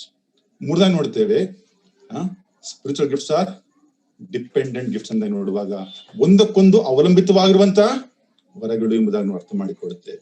ಒಂದು ಅಂಗ ಕಾರ್ಯ ಮಾಡಬೇಕಾದ್ರೆ ಇನ್ನೊಂದು ಅಂಗದ ಅವಶ್ಯಕತೆ ಬೇಕು, ಇನ್ನೊಂದು ಅಂಗದ ಸಹಾಯ ಬೇಕು. ಯಾವ ಅಂಗವೂ ಕೂಡ ನಾನು ಪ್ರತ್ಯೇಕವಾಗಿ ನಾನು ಸೇವೆ ಮಾಡುತ್ತೇನೆ, ಪ್ರತ್ಯೇಕವಾಗಿ ನಾನು ಜೀವಿಸ್ತೇನೆ, ಈ ಒಂದು ಅಂಗ, ಈ ಒಂದು ದೇಹ ಅಥವಾ ಈ ಒಂದು ವಿಷಯ ನನ್ನಿಂದ ಸಾಧ್ಯವಿಲ್ಲ, ನಾನು ಪ್ರತ್ಯೇಕವಾಗಿರ್ತೀನಿ ಎಂಬುದಾಗಿ ಯಾವ ಅಂಗವೂ ಕೂಡ ದೇಹದ ಹೊರತಾಗಿ ಜೀವಿಸ್ಲಿಕ್ಕೆ ಸಾಧ್ಯವಿಲ್ಲ. ಸೊ ಪ್ರತಿಯೊಂದು ಕೂಡ ಏನುಂಟು, ಮೌಲ್ಯ ಉಂಟು. ಪ್ರತಿ ದೇಹದಲ್ಲಿ ಪ್ರತಿಯೊಂದು ಅಂಗ ಕೂಡ ಒಂದು ಮೌಲ್ಯ ಉಂಟಲ್ವಾ? ಆ ಕಿಡ್ನಿಗೆ ಎಷ್ಟು ಬೆಲೆ? ಒಂದು ವೇಳೆ ಕೋಟಿ, 1 ಕೋಟಿ, 2 ಕೋಟಿ ಅಥವಾ ಹಾರ್ಟಿಗೆ ಎಷ್ಟು ಬೆಲೆ? ತುಂಬಾ ಮೌಲ್ಯ ಅಲ್ಲ? ಕೋಟಿ ಗಟ್ಟಲೆ ದುಡ್ಡು, ಹಣ ಅದಕ್ಕೆ. ಎಲ್ಲಿವರೆಗೆ ಅದಕ್ಕೆ ಮೌಲ್ಯ? ದೇಹದಲ್ಲಿ ಇರುವವರಿಗೆ ಮಾತ್ರ. ಆ ದೇಹದೊಳಗೆ ಇರುವಾಗ ಮಾತ್ರ ಅವಕ್ಕೆ ಬೆಲೆ. ಆ ದೇಹದಿಂದ ಹೊರಗೆ ತೆಗೆದರೆ ಅದಕ್ಕೆ ಯಾವ ಬೆಲೆಯೂ ಕೂಡ ಇಲ್ಲ. ಪ್ರತ್ಯೇಕವಾಗಿ ಸೇವೆ ಮಾಡ್ತೇನೆ, ಪ್ರತ್ಯೇಕವಾಗಿ ನಿರುತ್ತೇನೆ, ಪ್ರತ್ಯೇಕವಾಗಿ ನಾನು ಆರಾಧನೆ ಮಾಡ್ತೇನೆ ಎಂದಾಗಿ ಹೇಳಲಿಕ್ಕೆ ಯಾವ ಒಂದು ಅವಕಾಶವೂ ಕೂಡ ಇಲ್ಲ. ನಾವೆಲ್ಲರೂ ಕೂಡ ಕ್ರಿಸ್ತನ ದೇಹದಲ್ಲಿ ಏನ್ ಮಾಡಿದ್ವಿ? ನಾವು ಸೇರಿಸಲ್ಪಟ್ಟಿದ್ದೇವೆ. Dependent gifts. ನಾವು ಒಬ್ರಿಗೊಬ್ಬರು ಏನ್ ಮಾಡಿದ್ವಿ? ನಾವು ಸೇರಿಸಲ್ಪಟ್ಟಿದ್ದೇವೆ ಎಂಬುದಾಗಿ ನಾವು ತಿಳಿದುಕೊಳ್ತೇವೆ. ನೋಡಿ, ಅದೇ 1 ಕೊರಿಂಥ ಪುಸ್ತಕ 1:15 ವಚನ ನೋಡುತ್ತೇವೆ. 1 ಕೊರಿಂಥ 12:15 ವಚನ. ಕಾಲು ನಾನು ಕೈಯಲ್ಲದ ಕಾರಣ ದೇಹಕ್ಕೆ ಸೇರಿದ್ದಲ್ಲವೆಂದೂ ಹೇಳಿದರು, ಅದು ದೇಹಕ್ಕೆ ಸೇರದೇ ಇರುವುದೋ ಅಂತ ಹೇಳುವಾಗ ನೋಡ್ರಿ, ಇದು 3 ಅಂಶಗಳು ಏನ್ ಮಾಡ್ತೇವೆ ನಾವು ನೋಡ್ತೇವೆ. We belong to each other. ಒಬ್ರಿಗೊಬ್ಬರ ನಾವು ಸೇರಿಸ್ಬೇಡ, ಆ ಸಹೋದರ ಸರಿ ಇಲ್ಲ, ಈ ಸಹೋದರ ಸರಿ ಇಲ್ಲ ಅಂತ ನಾವು ಹೇಳಲಿಕ್ಕೆ ದೇಹದ ಅಂಗಗಳಿಗೆ ಯಾವ ಅಧಿಕಾರವೂ ಕೂಡ ಇಲ್ಲ. ನಮ್ಮನ್ನ ಸೇರಿಸಿದ್ದಾನೆ. ಅಲ್ಲಿ ನೋಡ್ತೇವೆ, ದೇವರು ಆ ಅಂಗಗಳಲ್ಲಿ ಪ್ರತಿಯೊಂದನ್ನು ತನಗೆ ಸರಿಯಾಗಿ ತೋಚಿದ ಪ್ರಕಾರ ದೇವರಿಟ್ಟಿದ್ದಾನೆ. ನನ್ನ ಒಂದು ಇಷ್ಟ ಕಷ್ಟಗಳಲ್ಲ, ನನ್ನ ಒಂದು ಯಾವ ಅಧಿಕಾರ ನಿಯಂತ್ರಣ ಅಲ್ಲಿ ಇಲ್ಲ. ದೇವರು ಆತನಿಗೆ ಸರಿಯಾಗಿ ತೋಚಿದ ಪ್ರಕಾರ ದೇಹದಲ್ಲಿ ಪ್ರತಿಯೊಂದು ಅಂಗವನ್ನು ಏನ್ ಮಾಡಿದ್ದಾನೆ ಆತನು ಇಸ್ ಡಿಸೈನ್. ಅದು ಆತನ ಒಂದು ಪರಿಕಲ್ಪನೆ, ಆತನ ಒಂದು ಉದ್ದೇಶ.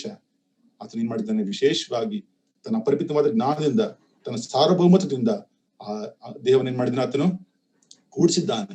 ಅನೇಕ ಅಂಗಳ ಮೂಲಕ ಆತನ ಕೂಡಿಸಿದ್ದಾನೆ. ಆದ ಕಾರಣ ನಾವು we belong to each other. 21 ನೋಡ್ತೇವೆ, ವಿ ನೀಡ್ ಈಚ್ ಅದರ್. ಕಣ್ಣು ಕೈಗೆ ನೀವು ನನಗೆ ಅವಶ್ಯವಿಲ್ಲವೆಂದು, ತಲೆಯು ಕಾಲುಗಳಿಗೆ ನೀವು ನನಗೆ ಅವಶ್ಯವಿಲ್ಲವೆಂದು ಹೇಳುವುದಕ್ಕಾಗುವುದಿಲ್ಲ. We need each other. ಒಂದು ಅಂಗ ಕಾರ್ಯ ಮಾಡಬೇಕಾದ್ರೆ ಇನ್ನೊಂದು ಅಂಗದ ಅವಶ್ಯಕತೆ ಬೇಕು. ಅದನ್ನು ವಿವರಿಸಲಿಕ್ಕೆ ಸಮಯವಿಲ್ಲ. ಸೊ ದೇಹ ಪ್ರತಿಯೊಂದು ಕೂಡ ಏನ್ ಮಾಡಿದೆ, ಒಂದಕ್ಕೊಂದು ಅವಲಂಬಿತವಾಗಿದೆ. ಅದಕ್ಕೆ ಹಾಗೆ ದೇವರಾತ್ಮ ವರಗಳು ಕೂಡ ಡಿಪೆಂಡೆಂಟ್ ಗಿಫ್ಟ್ಸ್. ನಾವು ಸೇವೆ ಮಾಡಬೇಕಾದ್ರೆ ಒಬ್ಬರು ಪ್ರಾರ್ಥನೆಯ ಒಂದು ಅವಶ್ಯಕತೆ ನಮಗೆ ಬೇಕು, ಸಹಾಯದ ಒಂದು ಅವಶ್ಯಕತೆ ನಮಗೆ ಬೇಕು. ಇಂಡಿಪೆಂಡೆಂಟ್ ಆಗಿ ಪ್ರತ್ಯೇಕವಾಗಿ ಯಾವ ಸೇವೆ ಕೂಡ ಇಲ್ಲ. It's a dependent gifts. ದೇವರಾತ್ಮನ ವರಗಳು ಇಟ್ಸ್ ಅ ಡಿಪೆಂಡೆಂಟ್. ಈ ಮೂರು ಅಂಶಗಳ ಬಹಳ ನಮಗೆ ಪ್ರಾಮುಖ್ಯವಾಗಿ ನಾವು ಅರ್ಥ ಮಾಡಿಕೊಳ್ತೇವೆ. Spiritual gifts are divine gifts, different gifts and dependent gifts. ಒಂದಕ್ಕೊಂದು ಅವಲಂಬಿತವಾಗಿರುವಂತ ವರಗಳು ಇದಾಗಿದೆ ಎಂಬುದಾಗಿ ನಾವು ಅರ್ಥ ಮಾಡಿಕೊಳ್ಳುವಂತವರು ನಾವಾಗಿದ್ದೇವೆ.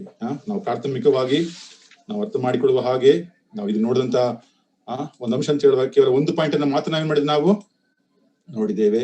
ಈ ದೇವರಾತ್ಮನ ಒಂದು ವರಗಳ ವಿಷಯವಾಗಿ ಕೇವಲ ಒಂದು ಅಂಶವನ್ನ ಮಾತ್ರ ಏನ್ ಮಾಡಿದ್ವಿ ನಾವಿಲ್ಲಿ ನೋಡಿದ್ದೇವೆ ಅಂತ ಹೇಳುವಾಗ spiritual gifts are important. Foundational, ಪ್ರಾಥಮಿಕವಾಗಿ ನಾವು ಅರ್ಥ ಮಾಡಿಕೊಳ್ಳಬೇಕಾದ ತಿಳಿದುಕೊಳ್ಳಬೇಕಾದ ಅಂಶಗಳಲ್ಲಿ ನಾವು ಇದನ್ನು ಧ್ಯಾನ ಮಾಡುವಂತ ಒಂದು ವಿಷಯ ಅಂತ ಹೇಳುವಾಗ ಮೊದಲನೇ ಅಂಶವನ್ನು ಏನ್ ಮಾಡಿದ್ವಿ, ನಾವು ಧ್ಯಾನ ಮಾಡಿದ್ದೇವೆ. Spiritual gifts are important. ಅದು ಬಹಳ ಪ್ರಾಮುಖ್ಯವುಳ್ಳದ್ದಾಗಿದೆ. ವೈಯಕ್ತಿಕವಾಗಿ ನನಗೆ ಅದು ಪ್ರಾಮುಖ್ಯವಾಗಿದೆ, ಸಭೆಗೆ ಅದು ಪ್ರಾಮುಖ್ಯವುಳ್ಳದ್ದಾಗಿದೆ, ಲೋಕದ ಪ್ರಾಮುಖ್ಯವುಳ್ಳದ್ದಾಗಿದೆ, ಸ್ವಯಂ ದೇವರಿಗೆ, ತ್ರೈಕ ದೇವರಿಗೆ ಅದು ಬಹಳ ಪ್ರಾಮುಖ್ಯವುಳ್ಳದ್ದಾಗಿದೆ.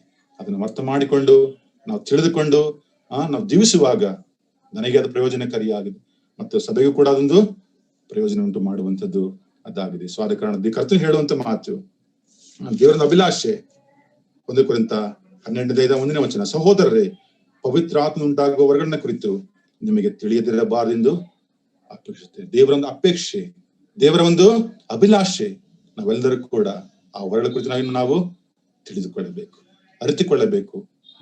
ಅದರ ಪ್ರಕಾರ ನಾವು ಸಭೆಯಲ್ಲಿ ಕ್ರಿಸ್ತನಾಗಿ ನಾವು ಜೀವಿಸಬೇಕು. ದೇವರದನ್ನ ಮೆಚ್ಚುವಂತವನಾಗಿದ್ದಾನೆ, ದೇವರನ್ನ ಮಹಿಮೆ ಹೊಂದುವಂತವನು, ಆಮೂಲಿಕವಾಗಿ ಮಹಿಮೆ ಹೊಂದುವಂತ ಆತನಾಗಿದ್ದಾನೆ. ಈ ದೇವರು ನಮಗೆ ಕೊಟ್ಟಂತ ಒಂದು ಅವಕಾಶಕ್ಕಾಗಿ ನಮ್ಮ ಚಂದಾವರ್ತಿ ನಾನು ದೇವರಿಗೆ ಸ್ವತಃವನ್ನು ಸಲ್ಲಿಸುವಂತವನಾಗಿದ್ದೇನೆ.